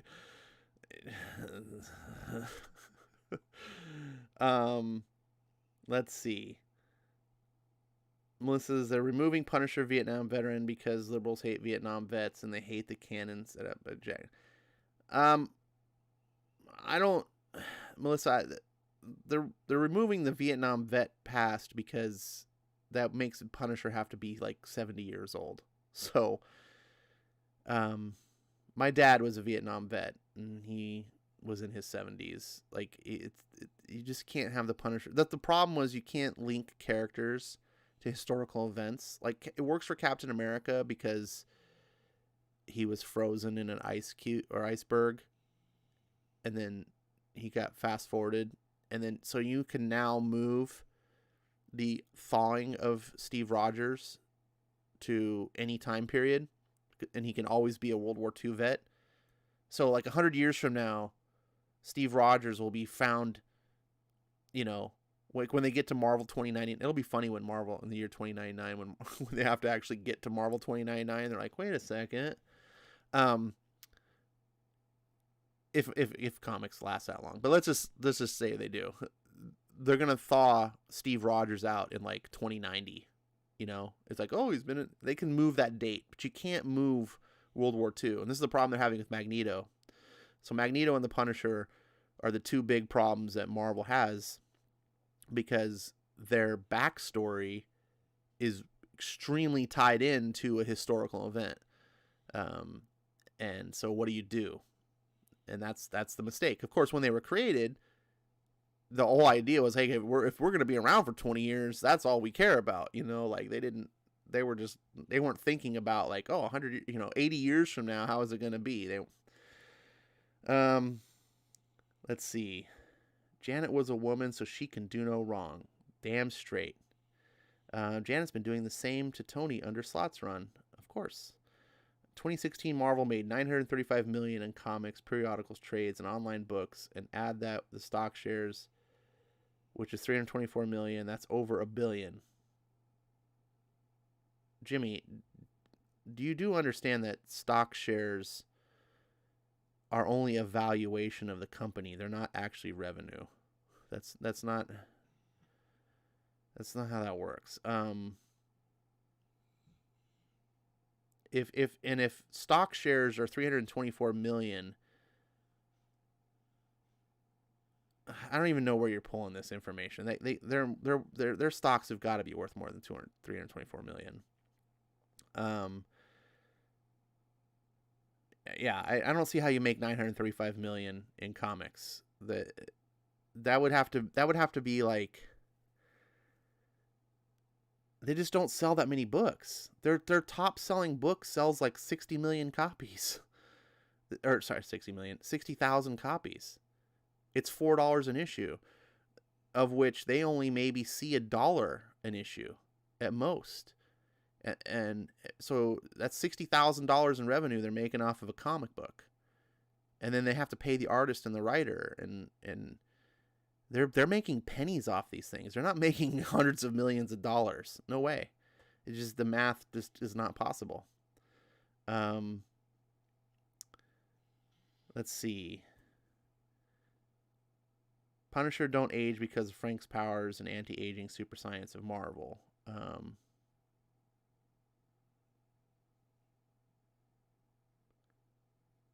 Punisher don't age because of Franklin's powers and anti-aging super science of Marvel. Are you saying that Franklin Richards' powers are making no one age? I don't follow that. Regardless, the liberals don't like Punisher because the cops like Punisher, and cops are bad these days, as we talked about at the beginning of the stream. So they're going to distance, Marvel's going to distance themselves from Punisher because of wokeness, not because of Vietnam. Which is kind of funny, because the Vietnam War was a Democrat war. I mean, it was started by Kennedy. Then Lyndon B. Johnson just made it go on forever. If anything, the Democrats, they like to revise history. So they've been the cause of a lot of bad things in history. But what they do is they just revise it. Like, oh, it wasn't us that owned the slaves. Yeah, it was. Oh, no. It was other guys. It was those evil Southern conservatives that all switched at the same time. This myth of this idea that all the liberals and conservatives of the South just flip-flopped parties. And then civil rights, right?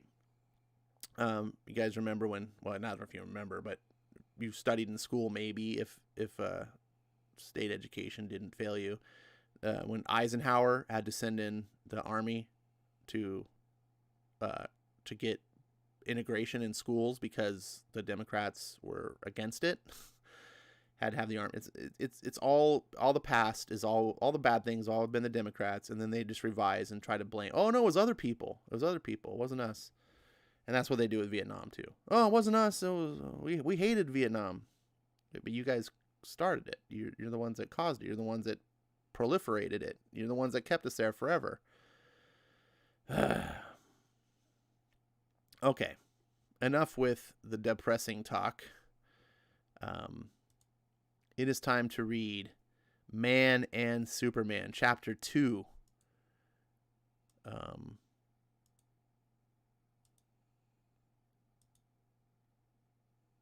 Where are we? Here we go. Dane says the number of comics have decreased steadily over year after year for the last 5 years. Fewer shops, fewer customers. That's true. Marani says if you count what is shipped to the stores as profit, yes, they can look like they've made mucho bucks, but in reality, the sales are like 10% of what is shipped to the stores. I don't know if that number makes it. I'm sure that they sell more than 10% of what they ship. Because comic book stores just would not be able to keep that kind of thing. But the point remains is Marvel has about 100 comic books a month. The average copies per book is under 30,000. But let's just say, for the point of argument, 30,000 copies. Okay, so 30,000 copies. Let's just say 100 books. So that's 300,000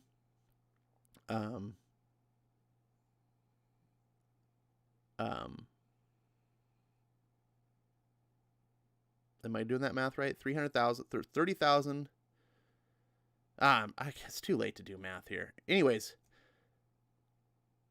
if you think about the number of books and then how little Marvel makes on each book, I don't see how you get hundreds, nearly $1 billion. That's 1,000 million. Like, the number's not there. Now, Marvel does make a lot of money in merchandising and licensing and other aspects. That's where the money is. So Marvel does get to make profits. But all of that exists because of the comics, which they're just essentially to be the core. Because without the comics, then there's no real license. The licensing goes away. The merchandising goes away. And there you have it. Mark Waid retconned the Vietnam War to fix the historical timing in the recent history of the Marvel Universe. It is now just referred to as some generic Asian conflict. Yeah, yeah, it would have been best always in the Punisher to just have him been like have him been some sort of like Black Ops sort of SEAL team kind of guy or whatever, and he was in some unknown war, right? Like a secret war or a secret thing, and so he is a veteran of an off the books type of thing, and you could always be like, ooh, what is that? And then that way it would always work. But as soon as you tie it to the Vietnam War, you're like, uh-oh, that was like 50, 60 years ago. Problem. Dane says, I'm officially adding Unstoppable Wasp to my future cult classics list. So that's 1, America, 2, Iceman, 3, Unstoppable Wasp. No. America is still fun to read. What I just read was not fun. That was dumb. That was stupid. Iceman, I'm guessing is even worse. Ronnie says cult classics like Plan 9 from Outer Space. All right, here we are. It is time for Man and Superman, Chapter 2. This is a good book, so tuck yourselves in, boys and girls. Hope you had your hot cocoa for the evening. Get yourself nice and comfy. Pull the covers up. Turn on your nightlight. I'm going to read you a nice story to fall asleep to. I shouldn't have moved here. Chapter 2. In which he must choose between his fears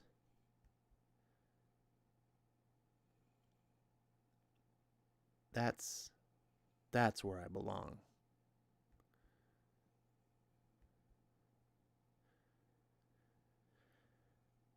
Ancient sailors alone at night searched the darkness for the North Star.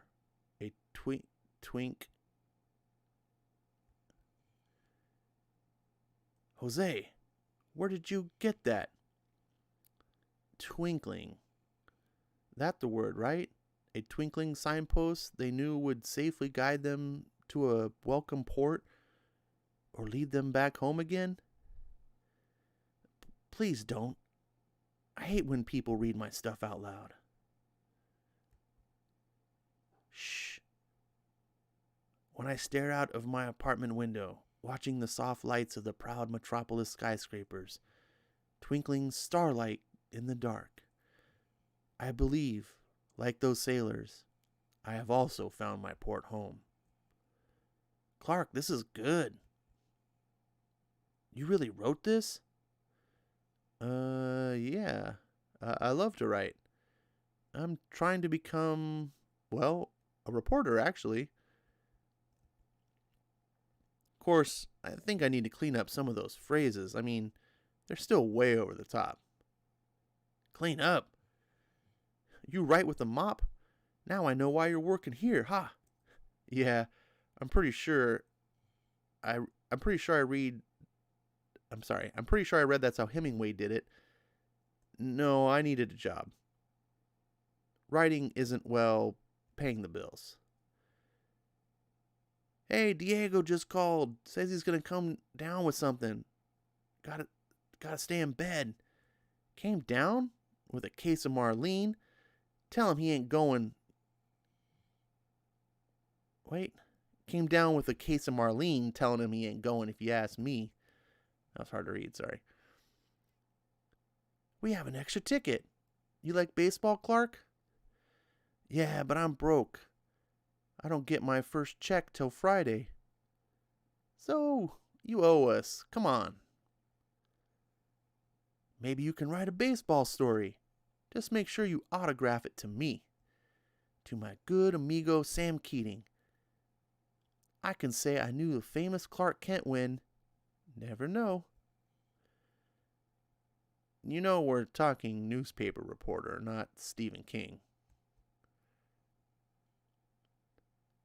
You voting?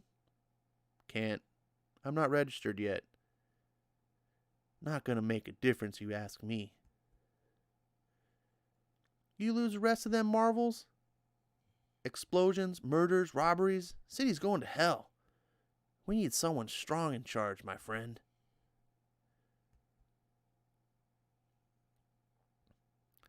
People who got something to lose do. Not gonna make no difference to us who's elected. Amigo speaks the truth. You, me, Sammy, we're working 3 jobs that still don't pay worth nothing. What goes on downtown don't make it uptown. Was that way when Jesus first got his sandals? Gonna be that way. Oh, sorry, Jesus. Was that way when Jesus got his sandals? Gonna be that way when the sun goes dead. Things can get better. No way. And you'd know that if you'd read more than the sports page. Check this sociology book out at the library last Saturday. Holy hell, man. Stuff in there'd fry your brains. How'd you... Hey, keep your eye out for any balls coming this way. Promised my little Miguel I'd catch one. Ha! Last time anything got hit up here, I wasn't even a twinkle in my old man's eyes. You really work 3 jobs? Puts food on the table and keeps my kids in shoes. I'm not taking handouts. American dream, amigo. Working our asses off.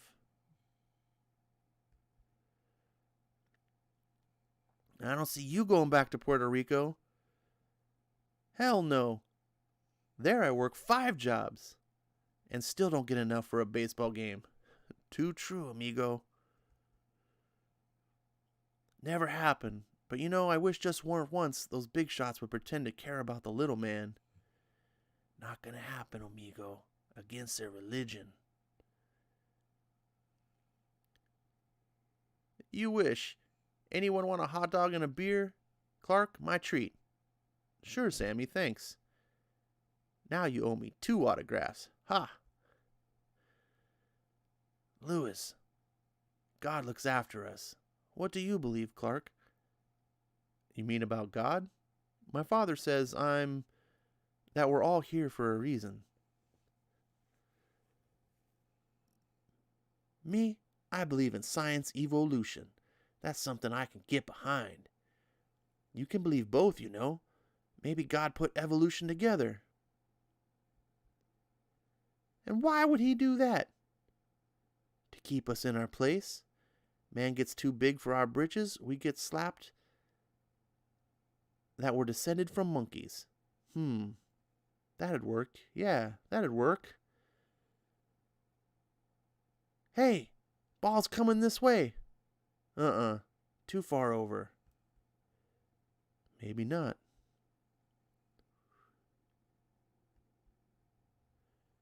Turning? No, it's turning. Must be the wind. Dear sweet Mary. You see? Someone does look out for the little man. Hey God, show me the money. Show me the money.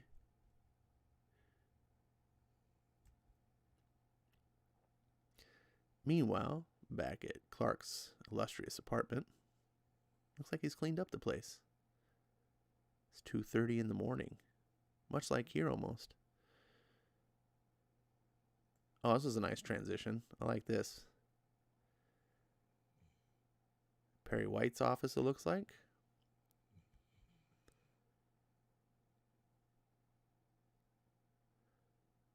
Man, Perry's keeping him waiting a long time. What is that? 5 minutes to 10? And then it's like 10 after 11? Man, Perry. Excuse me, but do you know if Mr. White will be long? I told you HR interviews for all new positions. I've sent them my resume 5 times, but they always say they don't have it. I thought if I showed up, I'm really sorry, but with everything going on in the city, even if Mr. White wanted to make an exception, there's no way he could find the time. Well, I don't have to be at my job until 4. I guess I'll wait. Knock yourself out. Kid, hundreds of grads apply for a job here. The planet's the best in the city. I know, but you want to talk or listen? Want a job? You need to impress Mr. White. Do something spectacular. Jack, they're finishing up now. Thanks, Tracy. Make him notice you above all those other hungry kids. Good luck. Thanks. Finishing what up now? You've read the reports, Perry. More than a dozen people have seen the flying man. Oh, great. And thousands swear they've seen the Sasquatch. Well, I've seen him. And I see flying pink elephants every day and night. The story is a crime wave, period. The news building was blown to pieces. There's a 900% increase in violent crimes. Casey Square's invaded. Police evidence is stolen and destroyed. Ouch. That's today's story. The only story.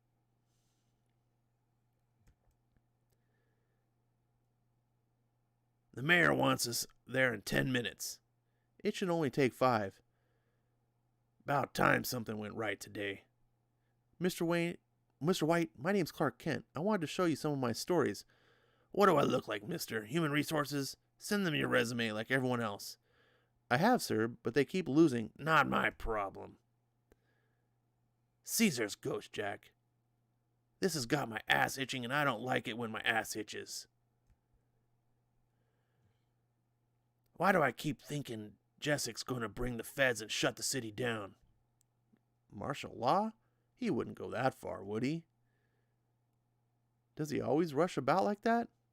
That was Perry White being calm. Oh.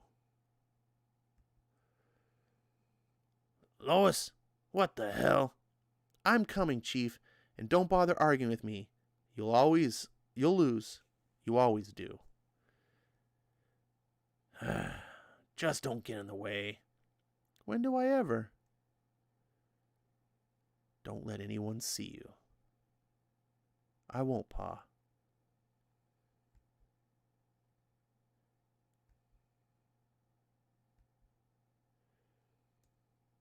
City Hall, Office of Mayor Taylor Jessix.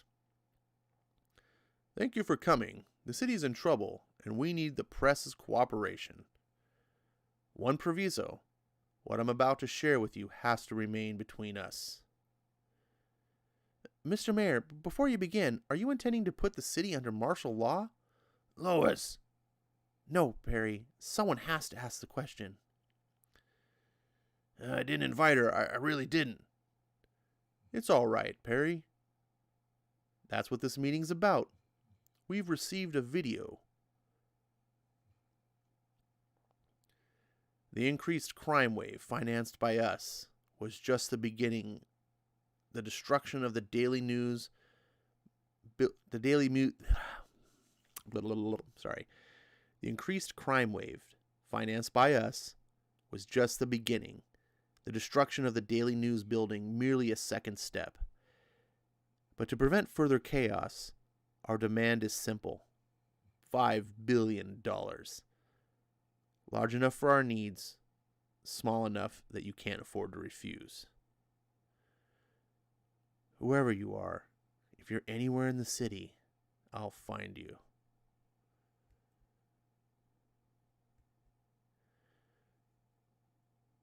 We receive the money, your city will be spared.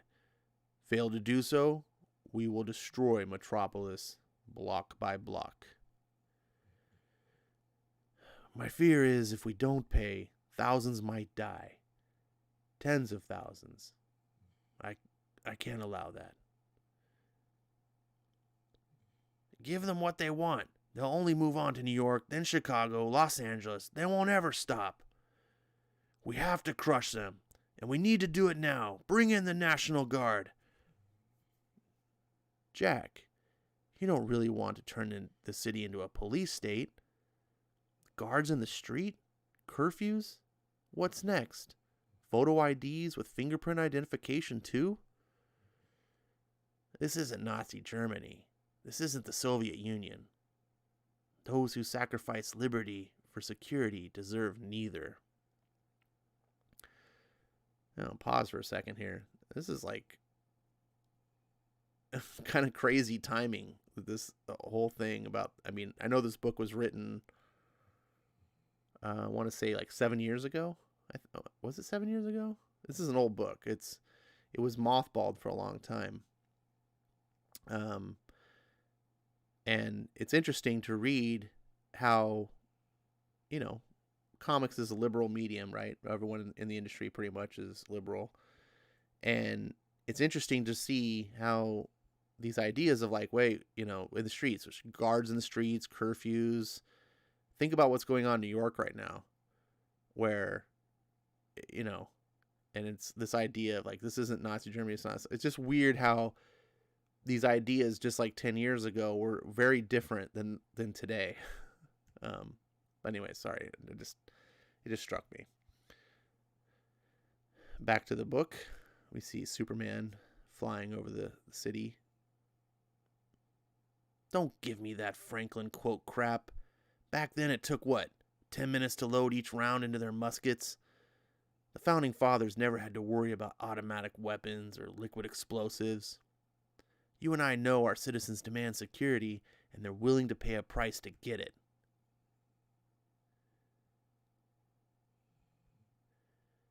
Come on, where are you hiding? You have to be hiding somewhere in the city. This is still America, Jack. We won't save the country by turning it into an armed camp. And I won't let us be blackmailed by second-rate terrorists. We need to do whatever it takes. Maybe, but it's not your duty to pander to public fears. Lois, don't. Perry, no. Out there, yeah, they're afraid, but you can't let those fears dictate policy. Maybe we should put everyone with a crooked nose and an Italian accent into intern camps? That'll end crime. Sure it will. Yeah, go for the throat, lady. Bite 'em.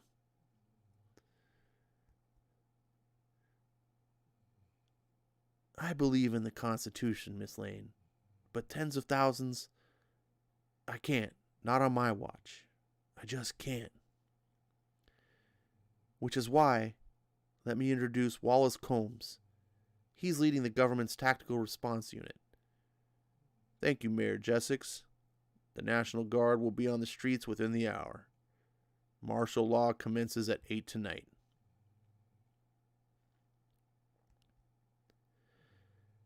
Attention, citizens of Metropolis.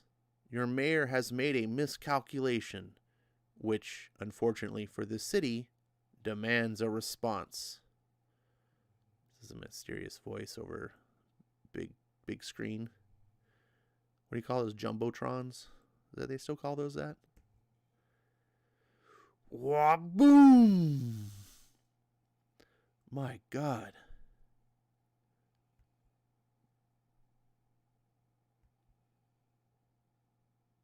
Ugh. Wham! The LexCorp building explodes.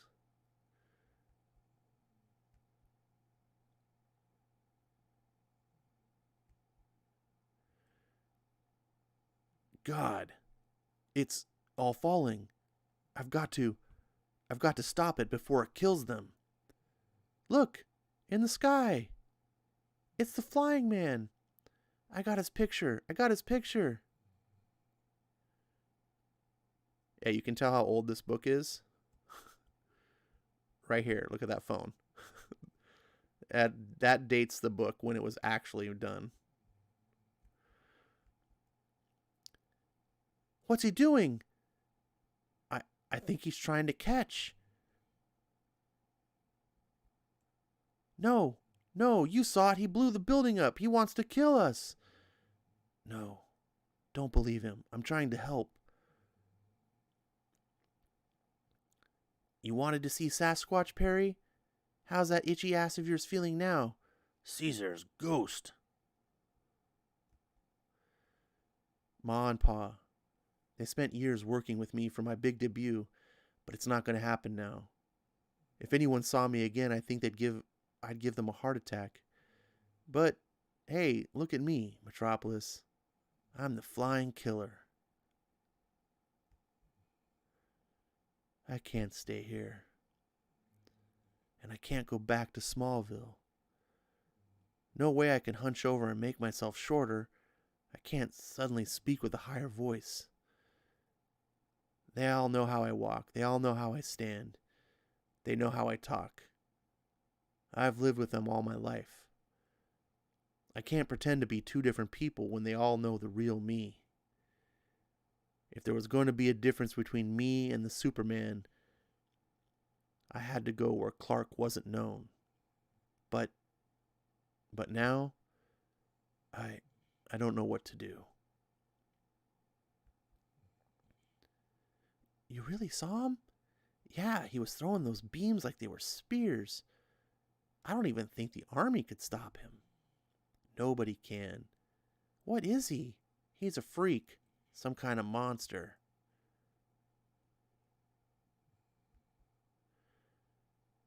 It used to be easier. So much easier. Fellow citizens of Metropolis, the terror we have been suffering will soon be ending, but only if everyone follows the rules. With a heavy heart, we have accepted the terms of the criminals who attacked our city. The National Guard has been told to leave. Money has been wired to the proper accounts. I do not enjoy capitulating to criminals, but the safety of every man, woman, and child in this city is my responsibility. We can now be assured that the threat of the more explosions or further violent reprisals by the flying man is over. I've ruined everything. Are there questions? Over here, Mayor Jessix.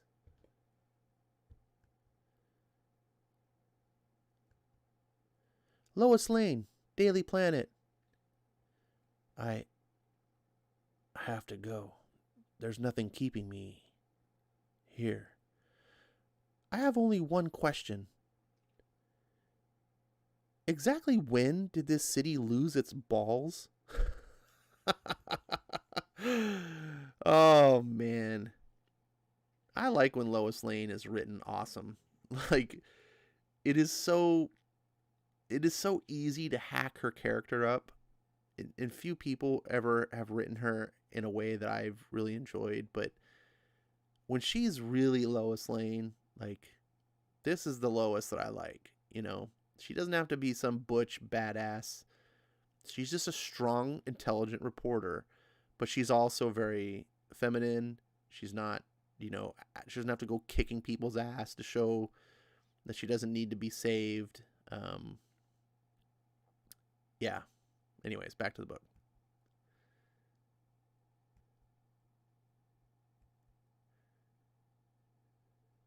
Oh, I guess that's probably the end of the chapter. Well, that's a good place to stop. That was a good. You can tell that this was written as 4 separate comics, and I really still do wish these would have been released as a miniseries. I would have bought it originally on the shelf, and I would have paid. It would have ended up paying twice as much, probably, or close to it. It meant $4 an issue. I honestly think DC probably would have sold more copies if it were a miniseries. I don't know why. $10 book. Whatever. We're getting to enjoy the story. That's what's important. Hopefully you guys are liking it. If I can't talk right. Man and Superman. You can still get it right now, by the way, on Comixology. It's less than $1. I recommend picking it up. Especially if you're enjoying the books. I'm not here trying to read these as a way for people to avoid buying comics. I know that I'm probably violating some sort of copyright issues or what have you, but I got 12 people in the chat. I'm not exactly throwing this out here to millions of DC, and hopefully you get a couple sales out of the book. I bought it, and I hope you do too. Let's see. Dane, Melissa, mark my words, in the future America 1 will be worth more than Amazing Fantasy 15. I'm surprised it's not worth more already, because I mean it's a treasure. Melissa says, as a janitor, young Superman looks like a grown man. Well, he is a grown man. I mean, he's old enough to move away from home into a new city. He's after college, so he's in his early 20s, but he's a grown man. Dane apparently took off. I missed him. I see people saying goodbye. Let's see. Hey, you got a doctor's appointment going? Hey, Dane, my prayers are with you. I hope everything goes well. Thanks for joining the stream. It's good to see you around, and I hope to hear good news from everything. So I'll look forward to seeing you on the next stream.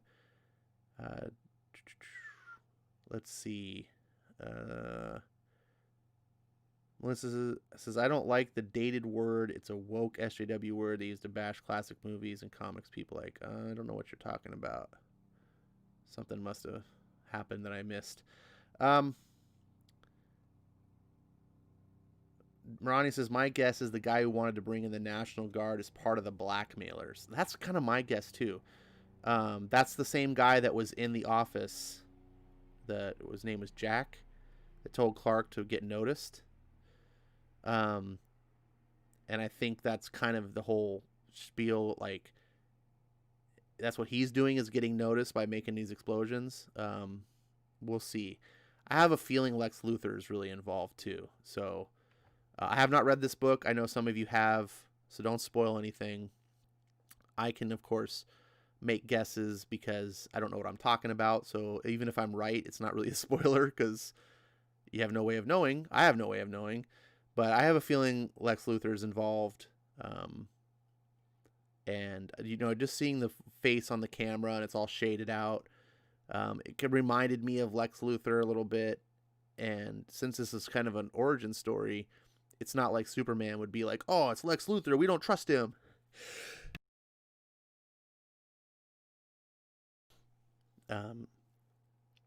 So Jimmy says, I love this book. I'm starting to love it too. I have to say this chapter was not as good as the first chapter, in my opinion. I did think they spent a little too long at the baseball game, and I do think they spent a little bit too much time interjecting politics. The whole like it didn't bother me because the way it was done was in a very politics of the world type of way. What bothers me is when they take real world politics and they inject it into the comic. For example, if you have a character making comments about Trump, that bothers me. But if you have two fictional like politicians in the comic and then characters in the comic talking about said fictional politicians, like, oh, what do you think about this guy? Like, that's real. Like, and there's obviously politicians in this world. I just thought it went on too long. Like the baseball game, I was like, I kind of get the point. But that's a minor quibble. It didn't ruin the book for me. Let's see. Jimmy says night. I don't know if he's saying night to someone else or he's taken off. Night to whoever's leaving. Justice League Avengers crossover comic years ago made Hawkeye a member of both the Avengers and the Justice League. Really? I didn't know about that. That seems kind of weird. Those messages could be pre-taped, so the accessory to the bad guy could be two places. Yeah, that could be as well. I think that it's Luthor. The whole thing that the Lex Luthor building is what blew up is what's making me feel like it's Lex Luthor, because it feels like that's like the red herring. It's one of those things that you're like, oh, why would I blow? I can't be. I'm the victim. It's my building that got blew up. It's the perfect alibi, right? Like, I'm not involved. It couldn't be me. That sort of thing. Plus, it's historic. Well, it's historically relevant. We pull this type of maneuver or this idea. It's called like a red flag or a false flag, not a red flag, a false flag event. For those, a little piece of historical trivia. Parts of the way that the Nazi regime took power is from an event called the Reichstag Fire. And this is all documented. History now knows that the Nazis burned down the Reichstag building, which is kind of like it's a big it's a big political building. And what they did is they had terrorists blew it up, and that's what they blamed. That's what they had the papers report, that terrorists blew up the Reichstag building. History later shown that it was actually the Nazi. It was all a planned event. They blew it up and used that to cause fear on the populace and be like, look at what the people, these terrorists, they blew up this building, and they used it to seize power. The Reichstag event, by the way, is one of the many reasons why conspiracy theorists think that 9/11 was an inside job, because it has echoes a lot of similarities of government seizing power based on terrorist events and things like that. But so the Reichstag event was one of those things where it's like, why would we blow up our own building? Well, Tom Clancy, famous writer, Jack Ryan stuff, you guys know, Hunt for October, etc. He wrote one of his most popular books, never got made into a movie, called Red Storm Rising, which is about World War III. And in that book, the way World War III starts is, this is back when the Soviet Union was still in power. The Soviet Union blows up the Kremlin. Well, they have terrorists blow up the Kremlin, and then what they do is they blame it on NATO, or I think they blamed it on NATO. But of course, the whole time it was actually the Russians themselves blew it up and used it as a way of invading and basically saying, hey, we're just reacting. We're on defense. And so forever after, that story device has been used. And I probably bored you to tears explaining all these things. But that's why I think the way that it is. So that's the end of this stream. And I'm looking forward to, when is it? Next Tuesday? It'll be the next one. And then Thursday we'll wrap up Man and Superman. If you guys have a suggestion about books to read, especially if they're opening act books. Remember, if they're on Comixology Unlimited, if they're free, or if you want to donate something, you don't have to, of course, but if you do, I will definitely read. I do enjoy those. If you have suggestions on how the show could go better, be more entertaining, less boring, I'm always open ears. My DMs are open on Twitter. You can find me on Discord. If you want to get an invite to Discord, just have to ask. I put it usually in the show notes. Click down below type stuff. And that's that. So everyone that was here tonight, that I think I shouted out everyone that I could see. Bat City stuff I didn't see, so shout out to you. Thanks for coming by. Have a good night. Read good comics, and if you're already